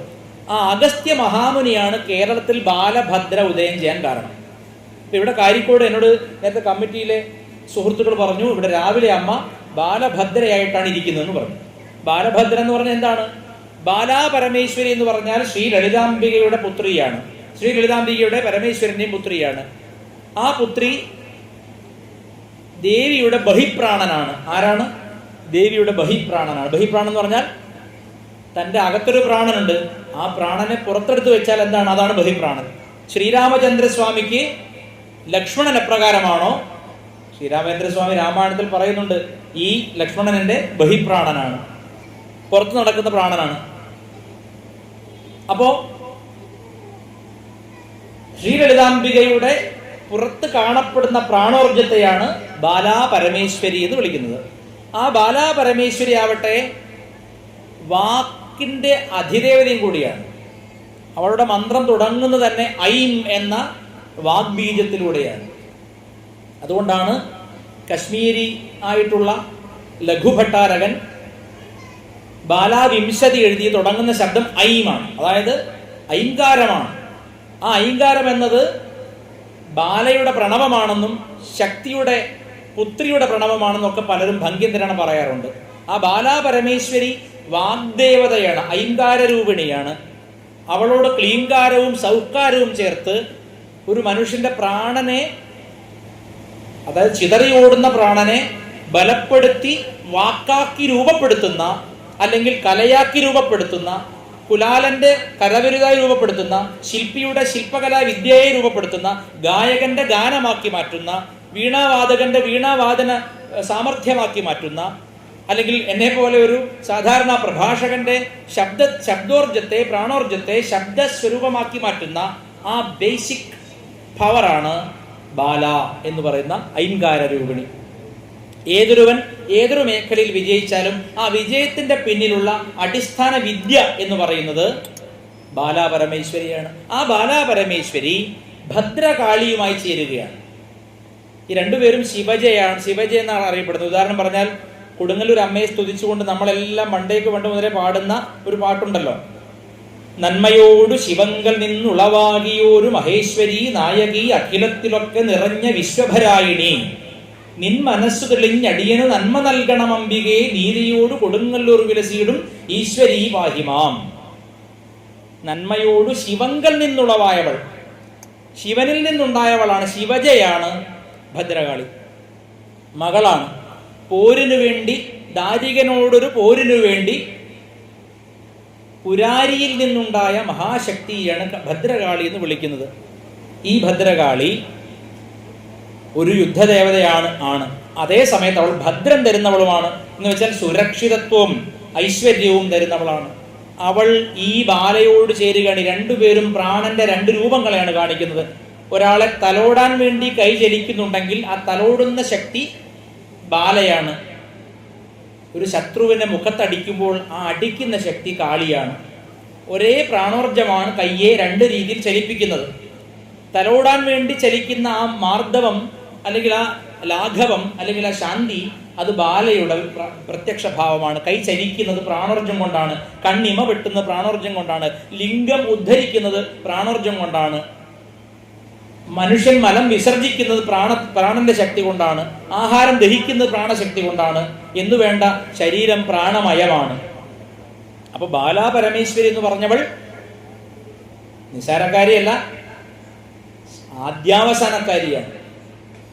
തുടക്കത്തിൽ ബാലയെ ഉപാസിച്ച് തുടങ്ങി ഭദ്രകാളിയിലൂടെ ഉയർന്ന് അങ്ങ് ശരീരത്തിനകത്തിരിക്കുന്ന കൈലാസം പടി 6 കടന്ന് അവിടെ ചെല്ലുമ്പോൾ ശിവനെ കാണാകും ശിവശംഭോ എന്ന് പറഞ്ഞ് ശിവന്റെ പരമപീഠമായ അകത്തുള്ള കൈലാസം, സിദ്ധന്മാരുടെ സ്ഥലം, പരമസിദ്ധനായ ശിവന്റെ സ്ഥലം. അവിടെ എത്തുമ്പോൾ ഇതേ ബാലാപരമേശ്വരി തന്നെ ലളിതാംബികയായി മാറുന്നു. ഇപ്പൊ മകളെന്ന് പറഞ്ഞതിനും അച്ഛനെന്ന് പറഞ്ഞതിൻ്റെയൊക്കെ അർത്ഥം ആന്തരികമായ മറ്റൊന്നാണ്. പ്രാണന്റെ ഊർജത്തെ, പ്രാണനെ തുള്ളിക്കളിക്കുന്ന പ്രായത്തിൽ എങ്ങനെ ഈ തമിഴ് ഭാഷയോട് എനിക്ക് വലിയ പ്രതിപത്തിയുണ്ട്, സംസ്കൃതം പോലെ തന്നെ. ഒരുപക്ഷെ സംസ്കൃതത്തെക്കാൾ ഒരു 1/2 ഇഞ്ച് അല്ലെങ്കിൽ ഒരു 1/2 പൊടി അങ്ങനെയൊക്കെ പറയില്ല, ഒരു പൊടിക്ക് ഇഷ്ടം കൂടുതൽ തമിഴിനോടാണ്. അതെന്താ അങ്ങനെ? ചില പദങ്ങൾ കേട്ടാൽ അത്ഭുതം വരും. സംസ്കൃതം നമുക്ക് ജീവശ്വാസമാണ്, പക്ഷെ സംസ്കൃതത്തെക്കാൾ ചെറിയൊരു ഇഷ്ടം കൂടുതൽ അഗത്യരുടെ ഭാഷ ആയതുകൊണ്ടായിരിക്കാം. എന്താണ് അത്? തമിഴിൽ ഈ ബാലയെ വിളിക്കുന്ന പേരെന്താണെന്നറിയോ? പൊങ്കി. പൊങ്കി എന്ന് വിളിക്കുന്നത്. പൊങ്കി എന്നൊരു ദേവതയോ? എന്താ പൊങ്കി? അവൾ വരുന്നത് തന്നെ എങ്ങനെയാണ്? ചാടി തുള്ളി. ഇപ്പൊ അമൃത വന്നില്ല ഇവിടെ? അമൃത പോയോ? നമുക്ക് പ്രാർത്ഥന ചൊല്ലിയ കുട്ടി അമൃതയല്ലേ? നാട്ടുകാർക്കൊന്നും അറിഞ്ഞൂടെ? പ്രാർത്ഥന പാടിയൊരു കുട്ടിയില്ലേ, ചൊല്ലിയൊരു കുട്ടി അമൃത. അവളെ കണ്ടപ്പോൾ എനിക്ക് പെട്ടെന്ന് എന്തെന്നില്ലാത്ത ആനന്ദം. ബാലയാണവൾ എന്ന് വെച്ചാൽ ആ പ്രായത്തിലുള്ളൊരു കുട്ടിയാണ് ഈ ബാല. ആ പ്രായത്തിലുള്ള കുട്ടികളുടെ പ്രത്യേകത എന്താ? അടങ്ങിയിരിക്കില്ല. ഇനി നരേന്ദ്രമോദി അല്ല, പിണറായി വിജയൻ അല്ല, ആര് പറഞ്ഞാലും കുട്ടികൾ ആ പ്രായത്തിൽ അടങ്ങിയിരിക്കില്ല. കാരണം ചാടി തുള്ളി ആനന്ദിച്ചുല്ലസിച്ച് നടക്കുന്നവളാണ്. തമിഴിനിട്ട പേര് കണ്ടോ? പൊങ്കി. എന്നുവെച്ചാൽ ഇങ്ങനെ പന്ത് പോലെ പൊങ്ങിപ്പോവാണ് അവള്. അപ്പോ പ്രാണൻ തുടക്കത്തിൽ നിയന്ത്രണമില്ലാത്തൊരു മതയാനയെ പോലെയാണ് തുള്ളി സമീകരിക്കാൻ തുള്ളിക്കൊണ്ടിരിക്കും. ആ തുള്ളിക്കൊണ്ടിരിക്കുന്ന കുഞ്ഞു വാവയാണ്, 9 വയസ്സുള്ള കുട്ടിയാണ്, ആർത്തവം വരുന്നതിന് മുമ്പുള്ള കുഞ്ഞാണ് ബാല. ആ ബാലയെ നമ്മൾ ശരിയാവണ്ണം ശിവയോഗം അഭ്യസിച്ചാൽ, അത് അച്ഛൻ്റെ മടിയിൽ ഇരുത്തണം. അതാണ് ശിവയോഗം. ശിവയോഗം എന്ന് പറഞ്ഞാൽ അതാണ് സിദ്ധന്മാരുടെ വഴി. സിദ്ധന്മാരുടെ വഴിയാണ് ശിവയോഗം. ആ ശിവയോഗത്തിൽ ഈ ബാലയെ ചേർക്കുക എന്ന് പറഞ്ഞാൽ ബാലാമന്ത്രം ഉപാസിച്ചുകൊണ്ട് പ്രാണോർജത്തെ നിയന്ത്രിക്കുന്ന രഹസ്യവിദ്യയാണത്. നിങ്ങൾക്ക് ബോറടിക്കുന്ന എനിക്കറിയാം, കാരണം ഇത് രാഷ്ട്രീയ പ്രസംഗമല്ല. പക്ഷെ ഇത് പഠിച്ചാൽ നിങ്ങൾക്ക് ഗുണമുണ്ട്. അവസാന കാലത്ത് ചക്രശ്വാസം വലിക്കേണ്ടി വരില്ല, രോഗങ്ങളിൽ പെട്ട് ചാവേണ്ടി വരില്ല, അനായാസേന മരണം എന്ന അവസ്ഥ കിട്ടും. അപ്പൊ ഈ ബാലയെ ആദ്യം ഉപാസിക്കാൻ പഠിക്കുന്ന രീതിയാണ് ഞാൻ പറയുന്നത്. ശിവയോഗത്തിൽ ബാലയെ ചേർക്കുക എന്ന് പറഞ്ഞാൽ ഈ ബാലാമന്ത്രത്തെ ശ്വാസത്തിൽ കലർത്തിക്കൊണ്ട് പ്രാണനെ നിയന്ത്രിക്കുന്ന വിദ്യയാണ്. അത് സിദ്ധന്മാരുടെ വിദ്യയാണ്. അതിന് രഹസ്യമായ ഉപദേശം ആവശ്യമാണ്. ഇന്നിപ്പോൾ എല്ലാ വിദ്യയും പുസ്തകത്തിൽ നോക്കി വായിച്ചു പഠിച്ചിട്ട് ഛർദ്ദിച്ചു വെക്കുന്നവരുടെ കാലഘട്ടമായതുകൊണ്ട് ഗുരുവിന്റെ ആവശ്യകത വീണ്ടും എടുത്തു പറയുകയാണ്. ഗുരു ആവശ്യമാണിതിന്. അപ്പോ ഇവളെ ഈ പൊങ്ങിച്ചാടുന്ന കുഞ്ഞ് ഒരല്പനേരം അടങ്ങിയിരുത്തണം. എവിടെ ഇരുത്തണം? അച്ഛൻ്റെ മടിയിൽ ഇരുത്തണം. ശരിയല്ലേ? അച്ഛൻ ആരാണ്? സാക്ഷാൽ ആത്മസ്വരൂപനായ പരമാത്മാ സ്വരൂപിയായിരിക്കുന്ന, അല്ലെങ്കിൽ ഈശ്വരനായ പഞ്ചകൃത്യങ്ങൾ ചെയ്യുന്ന, പ്രപഞ്ച ശരീരങ്ങളെ ആകമാനം സൃഷ്ടി സ്ഥിതി സംഹാര തിരോധാന അനുഗ്രഹങ്ങളിലൂടെ എടുത്ത് പന്താടുന്ന പഞ്ചകൃത്യ പരായണനായിട്ടുള്ള സദാശിവനാണ്. അവന്റെ രൂപം എന്താണ്? ലിംഗമാണ്. ലിംഗം എന്ന് പറഞ്ഞാൽ ഹിന്ദുക്കൾ പലരും ശിവലിംഗം എന്ന് പറഞ്ഞ ഉടനെ പുരുഷന്റെ ലിംഗത്തെയാണ് കളിയാക്കി പറയുന്നത്. ലിംഗം എന്ന് പറഞ്ഞാൽ അടയാളം എന്നാണ് അർത്ഥം. കുറിക്കുന്നത്, ശിവനെ കുറിക്കുന്നത്, ശിവത്തെ കുറിക്കുന്നത് ശിവലിംഗം. നമ്മുടെ മലയാള വ്യാകരണം പഠിച്ചപ്പോൾ പഠിച്ചില്ലേ? സ്ത്രീലിംഗ പദം, പുല്ലിംഗ പദം എന്നൊക്കെ പഠിച്ചില്ലേ? സ്ത്രീലിംഗം എന്ന് പറഞ്ഞാൽ സ്ത്രീയുടെ ലിംഗം അല്ല, സ്ത്രീയെ കുറിക്കുന്നത്. പുല്ലിംഗം എന്ന് പറഞ്ഞാൽ പുരുഷനെ കുറിക്കുന്നത്. നപുംസകലിംഗം, ആണും പെണ്ണുമല്ലാത്തതിനെ കുറിക്കുന്നത് എന്നാണ് അർത്ഥം. അപ്പോൾ ശിവലിംഗം എന്ന് പറഞ്ഞാലോ, ശിവം എന്നാൽ എല്ലാറ്റിലും അടങ്ങിയിരിക്കുന്ന പഞ്ചകൃത്യപരായണനായിരിക്കുന്ന മംഗളസ്വരൂപിയായ ഈശ്വരൻ എന്നർത്ഥം. ആ മംഗളസ്വരൂപ ഈശ്വരൻ എല്ലാ പ്രാണന്റെയും പ്രാണനാണ്. ആ പ്രാണന്റെയും പ്രാണനായ ആത്മസ്വരൂപമാണ്. പ്രാണനെ ആത്മാവിങ്കൽ ഒതുക്കുന്ന വിദ്യയാണ് ശിവയോഗം. ബാലയെ അപ്പന്റെ മടിയിൽ ഇരുത്തുന്ന വിദ്യയാണ്. പൊങ്കി നീ പോയി അപ്പന്റെ മടിയിൽ ഇരിക്കേ എന്ന് ഒരു സിദ്ധൻ പറയുകയാണ്. പൊങ്കിച്ചാടുന്ന പ്രാണനെ ശിവന്റെ മടിയിലിരുത്തുന്ന വിദ്യയാണിത്. ഇതാണ് വിദ്യകളിലും പരമവിദ്യ. ഈ ഒരൊറ്റ വിദ്യ പഠിച്ചാൽ സകല ലോകവും അവന് വശമായി തീരും. സകല ലോകത്തിനും അവൻ നാഥനായി തീരും. അവൻ ശിവസ്വരൂപിയായി തീരും. അതുകൊണ്ടാണ് അഗത്യമുനി അഗസ്ത്യർ പറഞ്ഞത്, സിദ്ധരകളിൻ ദൈവമടി ബാല, സിദ്ധന്മാരുടെ ദൈവമാണടി ബാല എന്ന് പറഞ്ഞത്. അഗത്യർ എഴുതിയിരിക്കുകയാണ്. അഗത്യരുടെ മൊഴി തിരുവായ്മൊഴിയാണ്. സിദ്ധന്മാരുടെ ദൈവമാണ് ബാല. ആ സിദ്ധന്മാരുടെ ദൈവമായ ബാലയെ നമ്മുടെ കേരളത്തിൽ കൊടുങ്ങല്ലൂർ അമ്മയിലേക്ക് ചാർത്താൻ കാരണം ഈ അമ്മ ആദ്യം കുറച്ച് പെശകായിരുന്നു. എന്ന് വെച്ചാൽ കാണുന്നിടം മുഴുവൻ സംഹരിച്ച് നടക്കുന്ന അതിശക്തയായ, നിയന്ത്രിക്കാൻ പറ്റാത്ത പ്രാണോർജമായിരുന്നു അത്. എന്നിലുള്ളതും നിങ്ങളിലുള്ളതും ആ ക്ഷേത്രത്തിനകത്തുള്ള വിഗ്രഹത്തിലുള്ളതും പ്രാണോർജം തന്നെയാണ്. അതിൻ്റെ അളവിൽ വ്യത്യാസമുണ്ടെന്ന് മാത്രം. ആ അർത്ഥത്തിലാണ് തത്വമസി എന്ന് പറഞ്ഞിരിക്കുന്നത്. അല്ലാണ്ട് നാളെ നീ ഈ സൈഡിലോട്ട് മാറി നിനക്ക് നെയ്യഭിഷേകം ചെയ്യാനല്ല അതിൻ്റെ അർത്ഥം. എന്നിലും നിന്നിലും ഉള്ളത് പ്രാണോർജമാണ്. നിന്റെ പ്രാണോർജം ഇപ്പോൾ പൊങ്ങിച്ചാടി നടക്കുകയാണ്. ഈ കുഞ്ഞിനെ പോലെ പൊങ്ങിച്ചാടി നടക്കുകയാണ്. അവനടക്കമില്ല. ഞാൻ അതേ സിദ്ധന്മാരുടെ മാർഗത്തിൽ ചെന്നിട്ട്, അയ്യപ്പൻ പുലിപ്പാണി സിദ്ധരുടെ ശിഷ്യനാണ് അയ്യപ്പൻ. 18 സിദ്ധന്മാരുടെ ശിഷ്യനാണ്. അഗത്യർ തുടങ്ങിയ സിദ്ധ പരമ്പരയിൽ വന്നുപെട്ട അവതാരമാണ് ശാസ്താവിൻ്റെ. ആ എല്ലാ കരയും വാഴുന്ന ശാസ്താവ് പറയുകയാണ്, ശാസ്താവ് ശാസിക്കുന്നവനാണ്, ഗുരുവാണ്. ആ ഗുരു പറയുകയാണ്, എടേ തത്വമസി എന്ന് പറഞ്ഞതിൻ്റെ അർത്ഥം നീ നാളെ ഇങ്ങോട്ട് മാറിയിരുന്നോ, നിനക്ക് നാളെ രാവിലെ മുതൽ അഭിഷേകവും ഇതും ചെയ്യാന്നല്ല. അതിൻ്റെ അർത്ഥം ഞാൻ ഇവിടെ ഇരിക്കുന്നതും എന്നെ ഇത്രയും ആളുകൾ കാണാൻ വരുന്നു, ഞാൻ ലോകത്തിന് മുഴുവൻ വശീകരിക്കുന്ന ശക്തിയായി തീർന്നതും അവരുടെ പ്രശ്നങ്ങൾ പരിഹരിക്കാനുള്ള ശക്തി നേടിയതും സകല ജഗത്തിനും ഞാൻ അനുഗ്രഹം കൊടുക്കുന്നു. എങ്ങനെയാണ്? എൻ്റെ പ്രാണൻ എൻ്റെ അപ്പനോട് ഞാൻ ചേർത്തു. അപ്പൻ എന്ന് പറഞ്ഞാൽ സാക്ഷാൽ പരമശിവൻ, പരമമംഗളമായ ആത്മസ്വരൂപത്തിലേക്ക് പ്രാണോർജത്തെ കലർത്തിക്കഴിഞ്ഞു. ശരീരത്തിനോടാണ് നമ്മളിപ്പോൾ പ്രാണനെ കലർത്തിയിരിക്കുന്നത്. അപ്പിയിടാനും മൂത്രമൊഴിക്കാനും ഭോഗം ചെയ്യാനും കണ്ണിമ വെട്ടാനും തുപ്പാനും കുടിക്കാനും കഴിക്കാനും അത് പചിക്കാനും എല്ലാം വേണ്ടി നമ്മൾ ഈ പ്രാണോർജത്തെ ശാരീരിക ആവശ്യത്തിന് മാത്രം ഉപയോഗിക്കുകയാണ്. എന്നാൽ അതാ ഒരു സ്ത്രീ, വിദ്യാഭ്യാസം ഒന്നുമില്ലാത്തൊരു 4ാം ക്ലാസ് വരെ പഠിച്ച സ്ത്രീ ഒരു സ്റ്റേജിൽ വന്നിരുന്ന് ആളുകളെ നിരന്തരം ആലിംഗനം ചെയ്ത് മക്കളെ എന്ന് വിളിച്ച് കെട്ടിപ്പിടിക്കുകയും 26 മണിക്കൂർ വരെ തുടർച്ചയായ ആളുകളെ കാണുകയും അവരുടെ പ്രശ്നങ്ങൾ ചെവിയിൽ കേൾക്കുകയും അവരുടെ കണ്ണീര് തുടക്കുകയും ചെയ്തിട്ടും ഊർജം കെടാതെ പന്ത് പോലെ പൊങ്കിയായി പോകുന്നത് എങ്ങനെയാണെന്ന് കേരളീയർ അത്ഭുതപ്പെടുന്നു. അമൃതാനന്ദമയി ദേവിയെ പറ്റിയാണ് ഞാൻ പറഞ്ഞത്. എങ്ങനെ അത് സാധിക്കുന്നു? അപ്പൊ ആ പ്രാണോർജത്തെ പൂർണ്ണമായും തൻ്റെ പൂർണ്ണ നിയന്ത്രണത്തിൽ ഒതുക്കി താൻ അതിൻ്റെ അതിനാഥയായി മാറാത്ത ഒരാൾക്ക് അത് സാധ്യമല്ല. പ്രസംഗിക്കാൻ എളുപ്പമാണ്, പ്രവർത്തിക്കാൻ പ്രയാസവുമാണ്. അപ്പോൾ ഒരു മനുഷ്യനും മറ്റൊരു മനുഷ്യനും തമ്മിലുള്ള വ്യത്യാസം ആ 2 വ്യക്തികളുടെയും പ്രാണോർജം എപ്രകാരം നിയന്ത്രിക്കപ്പെട്ട് ശിവനിൽ ചേർത്തു. ശിവനിൽ ചേർക്കാത്ത പ്രാണൻ പാഴായ പ്രാണനാണ്. ആ പ്രാണൻ വീണ്ടും ജനിക്കും. എന്താണ് വീണ്ടും ജനിക്കുന്നത്? ഈ പ്രാണോർജവും ഇച്ഛ, അനിച്ഛ തുടങ്ങിയ മാനസിക വികാരങ്ങളും ഒരു ബലൂൺ പോലെ ഒരു ചെറിയ ഗ്യാസ് ലൈറ്റിന്റെ നിറത്തിൽ, നീല നിറത്തിൽ ഒരു കണിക പോലെ സൂക്ഷ്മമായി സിദ്ധന്മാർക്ക് മാത്രം കാണാൻ പറ്റുന്ന രീതിയിൽ ഈ മണ്ഡലത്തിൽ നിൽക്കുകയാണ് ജീവൻ വെടിയുമ്പോൾ. രാമൻ നായർ മരിച്ചപ്പോഴും, മുഹമ്മദ് മരിച്ചപ്പോഴും, ജോസഫ് മരിച്ചപ്പോഴും ഇത് ഒരുപോലെ തന്നെയാണ് പോകുന്നത്. എന്താ കാരണം?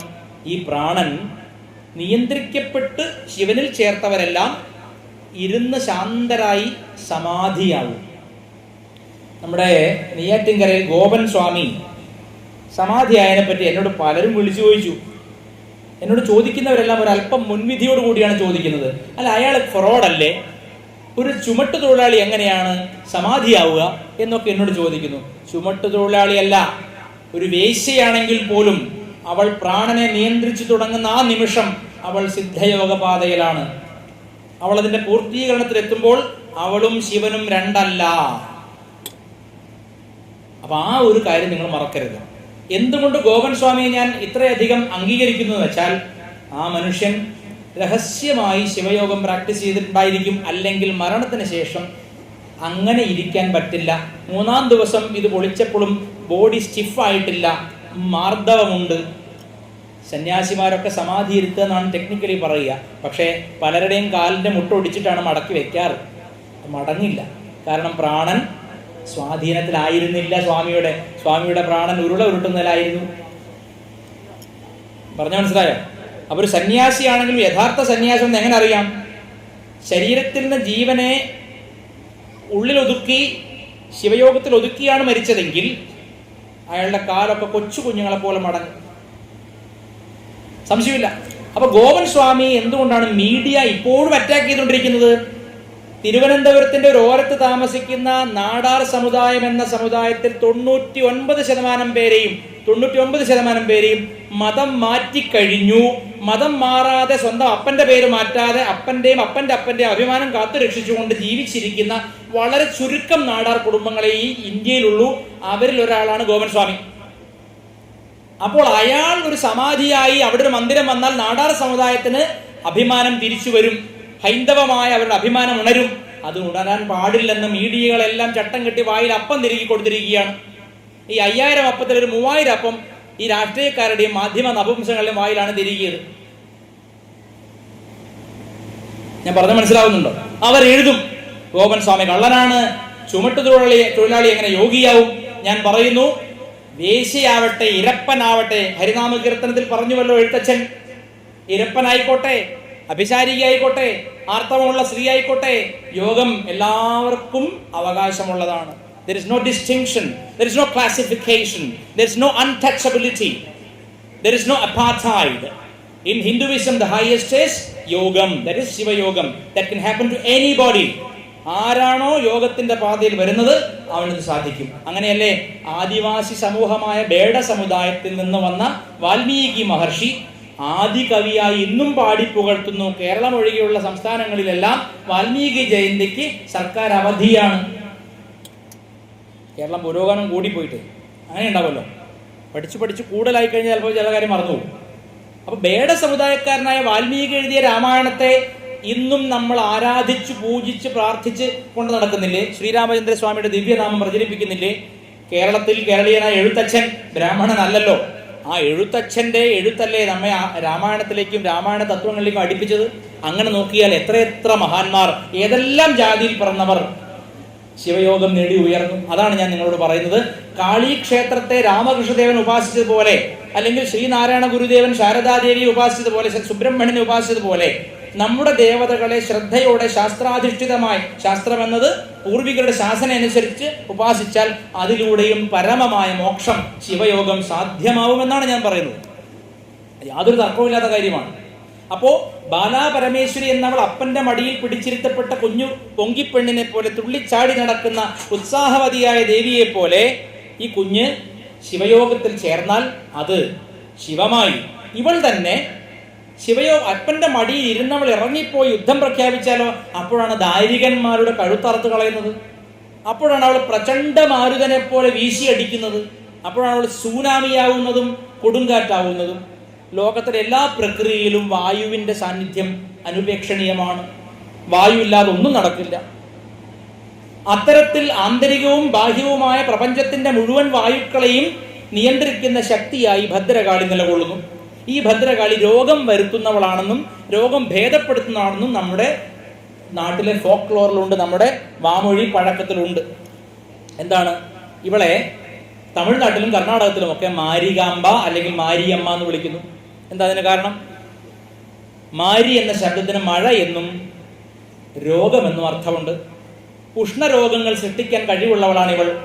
പണ്ട് കാലത്ത് വസൂരി വരുമ്പോൾ പറയും കാളി കോപിച്ചതാണ്, കൊടുങ്ങല്ലൂരമ്മ വാരി എറിഞ്ഞതാണ്, വസൂരി മാലയാണ് എന്നൊക്കെ പറയും. അവൾ മാരിയമ്മയും കൂടിയാണ്. എന്താ കാരണം? ഇവൾ ഒരു മനുഷ്യൻ പ്രാണോർജത്തിന് വിരുദ്ധമായ ആഹാരം കഴിക്കുമ്പോൾ, ഒരു മനുഷ്യൻ പ്രാണോർജത്തിന് വിരുദ്ധമായി വികാരങ്ങൾ കൈക്കൊള്ളുമ്പോൾ, ടു ബി ഫ്രാങ്ക്, ആയുർവേദം പ്രത്യേകിച്ച് സിദ്ധവൈദ്യം സുസ്പഷ്ടമായി പറയുന്നുണ്ട്, അഗമ്യഗമനം രോഗങ്ങൾക്ക് നിദാനമാണ്, കാരണമാണ്. അമ്മയെ പ്രാപിക്കുക, രോഗമുണ്ടാവും. സഹോദരിയെ പ്രാപിക്കുക, രോഗമുണ്ടാവും. മകളെ പ്രാപിക്കുക, രോഗമുണ്ടാവും. ഇങ്ങനെ അഗമ്യഗമനം ചെയ്യുന്ന ആളുകളിൽ അത്യുഗ്രമായ രോഗങ്ങൾ ഉണ്ടാവുന്നു. കാളി കോപിച്ചു എന്ന് പറഞ്ഞാൽ അർത്ഥം എന്താണ്? ഇവന്റെ ഉള്ളിലെ ബാലയായി അടങ്ങിയിരുന്ന ഈ പെണ്ണ് ഇവൻ ചെയ്യുന്നത് അധർമ്മമാണെന്ന് കണ്ടാൽ അവന്റെ ഉള്ളിൽ തന്നെ ഭദ്രകാളിയായി മാറുകയും മാരികാംബയായി മാരിയമ്മയായി മാറുകയും അവന് രോഗങ്ങൾ സൃഷ്ടിക്കുകയും ചെയ്യും. ഇത് സുസ്പഷ്ടമാണ്. ഇത് കമ്മ്യൂണിസ്റ്റുകാരൻ ചെയ്താലും കോൺഗ്രസ്സുകാരൻ ചെയ്താലും BJP-കാരൻ ചെയ്താലും ആര് ചെയ്താലും രാഷ്ട്രീയ ഭേദമില്ലാതെ, മതഭേദമില്ലാതെ, ജാതിഭേദമില്ലാതെ ആര് അഗമ്യഗമനം ചെയ്യുന്നുവോ അവന് അസുഖം നിർബന്ധമായി ഉണ്ടാകും. സംശയമില്ലാത്ത കാര്യമാണ്. അപ്പൊ മാരികാംബ രോഗം കൊടുക്കുന്നു എന്ന് പറഞ്ഞാൽ അതിന്റെ അർത്ഥം അഗമ്യഗമനം അതിനൊരു കാരണമായിരിക്കാം. ഇപ്പൊ നാളെ നിങ്ങൾ പറയും അത് ശരി, വസൂരി വന്ന് ചത്തവരൊക്കെ അഗമ്യഗമനം ചെയ്തു എന്നാണോ നിങ്ങൾ പറയുന്നത്? അങ്ങനെ ഞാൻ പറഞ്ഞില്ല, അങ്ങനെ അല്ലാന്നും ഞാൻ പറയുന്നില്ല. ഈ ജന്മം നമ്മൾ കണ്ടില്ല, അത്രേ ഞാൻ പറയുന്നുള്ളൂ. ചെയ്ത കർമ്മം വിടില്ല, ചെഞ്ച പുണ്യം വിടാതെ ചെഞ്ച പാപവും വിടാതെ, തമിഴിൽ പറയും. ചെയ്ത പുണ്യവും വിടില്ല, ചെയ്ത പാപവും വിടില്ല. ഇത് ഗീത സംബന്ധിച്ച കാര്യമാണ്, കർമ്മഫല സിദ്ധാന്തമാണ്. ലോകത്ത് നിങ്ങൾ ഈശ്വരനെ വിശ്വസിച്ചില്ലെങ്കിലും കാരിക്കോട് അമ്മയെ പ്രാർത്ഥിച്ചില്ലെങ്കിലും സ്വന്തം കർമ്മത്തെ ശ്രദ്ധിക്കണം. അത് അന്യന് ദോഷമുണ്ടാക്കാത്തതാവണമെന്ന് ലളിതമായി വേദാന്ത സാരം മുഴുവൻ കേരളീയനായ നാരായണ ഗുരുദേവൻ പറഞ്ഞു. എന്താണ്? ഒരു പീഡ എറുമ്പിനും വരുത്തരുത്, ഒരു പീഡ എറുമ്പിനും വരുത്തരുത്. അവനവൻ ആത്മസുഖത്തിനായി ആചരിപ്പവ അപരന് സുഖത്തിനായി വരയണം എന്ന് പറയും. എന്തിനാ അതിന്റെ അർത്ഥം? നിനക്ക് രോഗം വരാതിരിക്കണമെങ്കിൽ എന്നൊരു ഫുട് നോട്ട് കൂടി ഉണ്ട് അതിൽ. അദ്ദേഹം പറയാതെ പറഞ്ഞത്, നിനക്ക് രോഗം വന്ന് കഷ്ടപ്പെടേണ്ടെങ്കിൽ, നിന്റെ കുടുംബം മുടിഞ്ഞു പോകണമെങ്കിൽ നീ അന്യന്റെ സ്വത്ത് തട്ടിയെടുക്കരുത്. ഇത് വൈദിക സാഹിത്യത്തിലുള്ളതാണ്. ഈശാവാസ്യോപനിഷത്ത് തുടങ്ങുന്ന മന്ത്രം തന്നെ അതാണ്. മാഗൃത, മറ്റുള്ളവരുടെ ധനത്തെ, മറ്റുള്ളവൻ സമ്പാദിച്ച ധനത്തെ തട്ടിയെടുക്കരുത്. മറ്റുള്ളവന്റെ അധ്വാനത്തിന്റെ ഫലത്തെ തട്ടിയെടുക്കരുത്. മറ്റുള്ളവന്റെ വീട് തട്ടിയെടുക്കണമെന്ന് ചിന്തിക്കരുത്. അത് തന്നെയല്ലേ ദുര്യോധനൻ ചെയ്തത്? അത് തന്നെയല്ലേ രാവണൻ ചെയ്തത്?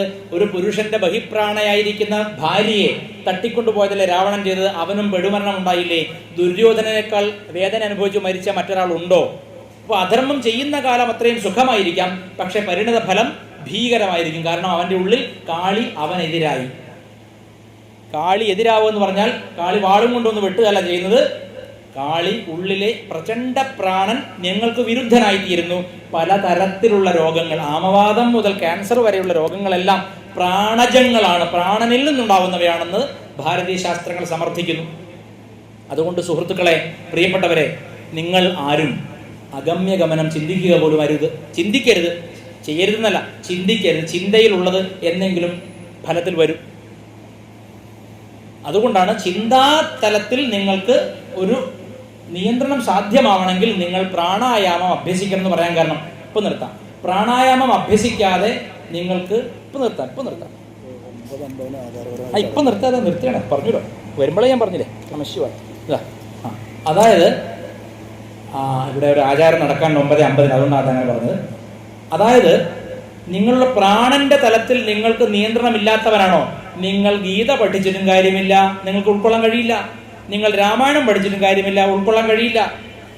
നിങ്ങൾ വേദം പഠിച്ചിട്ടും കാര്യമില്ല, ഉൾക്കൊള്ളാൻ കഴിയില്ല. അതുകൊണ്ടാണ് ഗീതയിൽ പ്രത്യേകം പറഞ്ഞിരിക്കുന്നത്, ആരോഗ്യമില്ലാത്തവൻ, ഇന്ദ്രിയ നിയന്ത്രണമില്ലാത്തവൻ വേദവും ശാസ്ത്രവും പഠിപ്പിക്കരുത് എന്ന് പറയാൻ കാരണം ഈ ധർമ്മം നശിച്ചു പോയത് എങ്ങനെയാണ്? അവനവന്റെ കയ്യിലിരിപ്പുകൊണ്ടാണ്. കാരണം ആരോഗ്യമില്ലാത്തവനും രോഗിയും ഇത് പഠിപ്പിക്കാൻ തുടങ്ങി. ഇന്ദ്രിയ നിയന്ത്രണമില്ലാത്തവൻ ശാസ്ത്രം പഠിപ്പിക്കരുതെന്നാണ്. കാരണം അവൻ അറിയാതെ അവന്റെ സ്വാർത്ഥം അതിൽ കലരും. നാം പറയുന്ന ഓരോ വാക്കും നമ്മുടെ പ്രാണന്റെ ബഹിസ്ഫുരണങ്ങളാണ്. നാം ചെയ്യുന്ന ഓരോ കർമ്മങ്ങളും നമ്മുടെ പ്രാണൻ തന്നെയാണ്. നമ്മുടെ ചിന്തകളും പ്രാണൻ തന്നെയാണ്. നമ്മുടെ പ്രാണൻ എത്രത്തോളം റിഫൈൻഡ് ആണോ, നമ്മുടെ പ്രാണൻ എത്രത്തോളം ബാലാപരമേശ്വരി ശിവന്റെ മടിയിലിരിക്കുന്ന പോലെ ലയിച്ചിരിക്കുന്നതാണോ, അത്രയും ശ്രേഷ്ഠമായിരിക്കും നമ്മുടെ കർമ്മങ്ങൾ. നമ്മുടെ പ്രാണൻ എത്രത്തോളം നമ്മോട് വിഘടിച്ച് ഉള്ളിലൊരു സംഗ്രാമം നടക്കുന്നുണ്ടോ അത്രത്തോളം രോഗിയായിരിക്കും. ഒരു ഭരണാധികാരി ആരോഗ്യവാനായിരിക്കണമെന്നാണ് പണ്ടുള്ള ശാസ്ത്രങ്ങൾ പറയുന്നത്. ഒരു രാജാവ് അതിബലവാനായിരിക്കണമെന്നാണ്. കാരണം രാജാവിന്റെ പേരാണ് ബാഹുബലി, അല്ലെ? രാജാവ് ആരോഗ്യവാൻ അല്ലെങ്കിൽ പ്രജകൾ തമ്മിലടിക്കും, കൊല്ലും, ചുറ്റി കൊണ്ടടിച്ചു കൊല്ലും, വാളുകൊണ്ട് വെട്ടിക്കൊല്ലും, എന്ത് തെമ്മാടിത്തരവും ചെയ്യും. രാജാവിന്റെ അനാരോഗ്യമാണ്, രാജാവിന്റെ പ്രാണനാണ് പ്രജയുടെ ക്ഷേമത്തിനും ദുര്യോഗത്തിനും കാരണമെന്നത് ഭാരതീയന്റെ പഴയ ശാസ്ത്രമാണ്. അതുകൊണ്ട് നിങ്ങൾ ഭരണാധികാരികളെ തിരഞ്ഞെടുക്കുമ്പോൾ രാഷ്ട്രീയം നോക്കിയാലും ഇല്ലെങ്കിലും ആരോഗ്യമുള്ളവരെ, പ്രസന്നമായി ചിരിക്കാൻ അറിയാവുന്നവരെ, ആരോഗ്യം സംരക്ഷിക്കുന്നവരെ മാത്രം നിലനിർത്തണമെന്ന് ഞാൻ പറയുകയാണ്. നമ്മുടെ കേരളത്തിലെ VS അച്യുതാനന്ദൻ ഇപ്പൊ എത്ര വയസ്സായത്? 100 വയസ്സായി. ചിദംബരനാഥിന്റെ ശിഷ്യനാണ് യോഗയിൽ. നിത്യവും യോഗ ചെയ്യുന്ന ആളാണ്. ആരോഗ്യമുള്ള അദ്ദേഹം ഉള്ള കാലത്ത് എനിക്ക് അത്ര സന്തോഷമായിരുന്നു. അദ്ദേഹം CPM-കാരനാണ്, പക്ഷെ ആരോഗ്യമുള്ളവരാണ്. ആരോഗ്യമുള്ളവന് എന്ത് ഡിസിഷൻ എടുക്കാനും പറ്റും. ആരോഗ്യമില്ലാത്തവൻ എന്ത് ഡിസിഷൻ എടുത്താലും അത് വിപരീത ഫലം ചെയ്യുമെന്നും ഞാൻ ചിന്തിക്കുകയാണ്. ഇത് നിങ്ങൾ രാഷ്ട്രീയമുള്ള ഒരു അന്ധതയോടെ കാണരുത് കേട്ടോ. ഞാൻ പറഞ്ഞതിൻ്റെ അർത്ഥം, പാണ്ഡുവിന് എന്താണ് രോഗം, ആ രോഗം എങ്ങനെ വന്നതാണ്, ഇതൊക്കെ നിങ്ങൾ മഹാഭാരതം പഠിക്കണം. ഞാൻ പറയാൻ കാരണം, നമ്മുടെ ശാസ്ത്രങ്ങളെല്ലാം വിരൽ ചൂണ്ടുന്നത് ഒരുവൻ അവന്റെ പ്രാണനെ, അവന്റെ ബാലയെ, പൊങ്കിയെ അടക്കി ആരാധിച്ച് ശിവനിൽ ലയിപ്പിച്ച് നിർത്തിയാൽ അവൻ എന്തും ചക്രവർത്തിയെ പോലെ ചെയ്യാൻ സാധിക്കും. അവൻ പറയുന്ന വാക്കിന് ഫലമുണ്ടാവും, അത് ആളുകളെ പിടിച്ചിരുത്തും, അത് ക്ഷേമമുണ്ടാക്കും. ഒരാളുടെ രോഗം ഉണ്ടാവുന്നത് അവൻ തെമ്മാടിത്തരം ചെയ്യുന്നവനാണെങ്കിൽ, അവൻ അഗമ്യഗമനം ചെയ്യുന്നവനാണെങ്കിൽ, അവൻ അധർമ്മിയാണെങ്കിൽ അവന്റെ പ്രാണനും ചലിച്ച് നശിച്ചിരിക്കും. അപ്പോൾ അവന്റെ ഉള്ളിൽ ഈ ബാല തന്നെ അവനെതിരായി ഭദ്രകാളിയായി മാറി അവന് രോഗം സമ്മാനിച്ച്, ദുരിതം സമ്മാനിച്ച് നശിപ്പിക്കുകയും ചെയ്യും. ഇത് വ്യക്തി സമൂഹത്തിലും പ്രപഞ്ച ശരീരത്തിലും സാമൂഹ്യ ശരീരത്തിലും സത്യമാണിത്. അതുകൊണ്ട് നമ്മുടെ സമൂഹത്തിലെ ദുര്യോഗങ്ങൾ കണ്ട്, കൊലപാതകങ്ങൾ കണ്ട് നിങ്ങൾ വിഷമിക്കരുത്. ഓരോ കുഞ്ഞിനെയും സൂര്യ നമസ്കാരം പഠിപ്പിക്കുക, രാമനാമം ജപിക്കാൻ പഠിപ്പിക്കാൻ. 2 കാര്യങ്ങൾ മാത്രം മതി. കാരണം രാമനാമം ശരീരത്തിൽ അഗ്നിയാണ്, നമ്മുടെ മണിപൂരക ചക്രത്തിൽ അഗ്നിയാണ്. രാം രാം എന്ന ശബ്ദം. രാമനാമം ജപിക്കുകയും സൂര്യ നമസ്കാരം ചെയ്യുകയും ചെയ്യുന്ന ഒരു കുഞ്ഞ് ഒരിക്കലും അഗമ്യഗമനം ചെയ്യുകയില്ല. അവൻ ഒരിക്കലും മറ്റൊരുവനെ കൊന്നു നശിപ്പിക്കാൻ ചിന്തയുണ്ടാവില്ല. അവൻ നിസ്വാർത്ഥനായിരിക്കും, നല്ല സേവകനായിരിക്കും. അത്തരത്തിൽ നല്ല സേവകന്മാരെ ഉണ്ടാക്കാൻ ഈ ഭദ്രകാളി ഉപാസന. എപ്രകാരം ശ്രീരാമകൃഷ്ണ പരമഹംസർ ശിഷ്യന്മാരുടെ രോഗം ഏറ്റെടുത്തുകൊണ്ടാണ് മരിച്ചത്, എപ്രകാരം ശ്രീരാമകൃഷ്ണ പരമഹംസ ദേവനും അമൃതാനന്ദമയിദേവിയും രമണ മഹർഷിയും ലോകത്തിന് തണലേകുന്ന മരങ്ങളെ നിലനിന്നുവോ, അതുപോലെ നമ്മുടെ മക്കളെയും വളർത്തിയെടുക്കണമെങ്കിൽ നിങ്ങളുടെ പ്രാണോർജ്ജത്തെ നിയന്ത്രിക്കാനുള്ള വിദ്യ നിങ്ങൾ പഠിക്കണം. അതിൻ്റെ എളിയ തുടക്കമാണ് സൂര്യ നമസ്കാരം. നിങ്ങളുടെ സ്കൂളുകളിൽ അത് ഈ അടുത്ത കാലത്തൊന്നും പഠിപ്പിക്കില്ല. അതിന് കാരണം വേറെയാണ്. നിങ്ങൾ പഠിപ്പിക്കൂ നിങ്ങളുടെ മക്കളെ. പ്രാണനെ അടക്കുന്ന വിദ്യ, ശരീരത്തെ നിയന്ത്രിക്കുന്ന വിദ്യ പഠിപ്പിച്ചാൽ ഉദാത്തമായ ഭദ്രകാളി ഉപാസനയിലേക്ക് നിങ്ങൾ മക്കളെ നയിക്കാൻ സാധിക്കും. അതിലൂടെ നല്ല ഭരണകർത്താക്കളെ, നല്ല ഉദ്യോഗസ്ഥരെ, നല്ല മനുഷ്യരെ വാർത്തെടുക്കാൻ സാധിക്കുമെന്ന് പ്രത്യാശിക്കാം. 1 മണിക്കൂർ പോലും എനിക്ക് സംസാരിക്കാൻ പറ്റിയിട്ടില്ല. കാരണം ആദ്യം സംസാരിച്ചാൽ ഇവിടെ എന്തോ ചടങ്ങുകളുണ്ട്. ഇവിടെ വന്നതിൽ വലിയ സന്തോഷമുണ്ട്. എല്ലാവരും ഈ പറഞ്ഞ വാക്കുകൾ കേട്ടതിൽ സത്യമുണ്ടെന്ന് പരതിയ ശേഷം ഈ സിദ്ധയോഗം അഭ്യസിച്ച് ഉയരണമെന്ന് അഭ്യർത്ഥിക്കുന്നു. ഹര നമഃ പാർവതീപതയേ ഹര ഹര മഹാദേവ. സർവത്ര ഗോവിന്ദ നാമ സങ്കീർത്തനം. ഗോവിന്ദ ഗോവിന്ദ.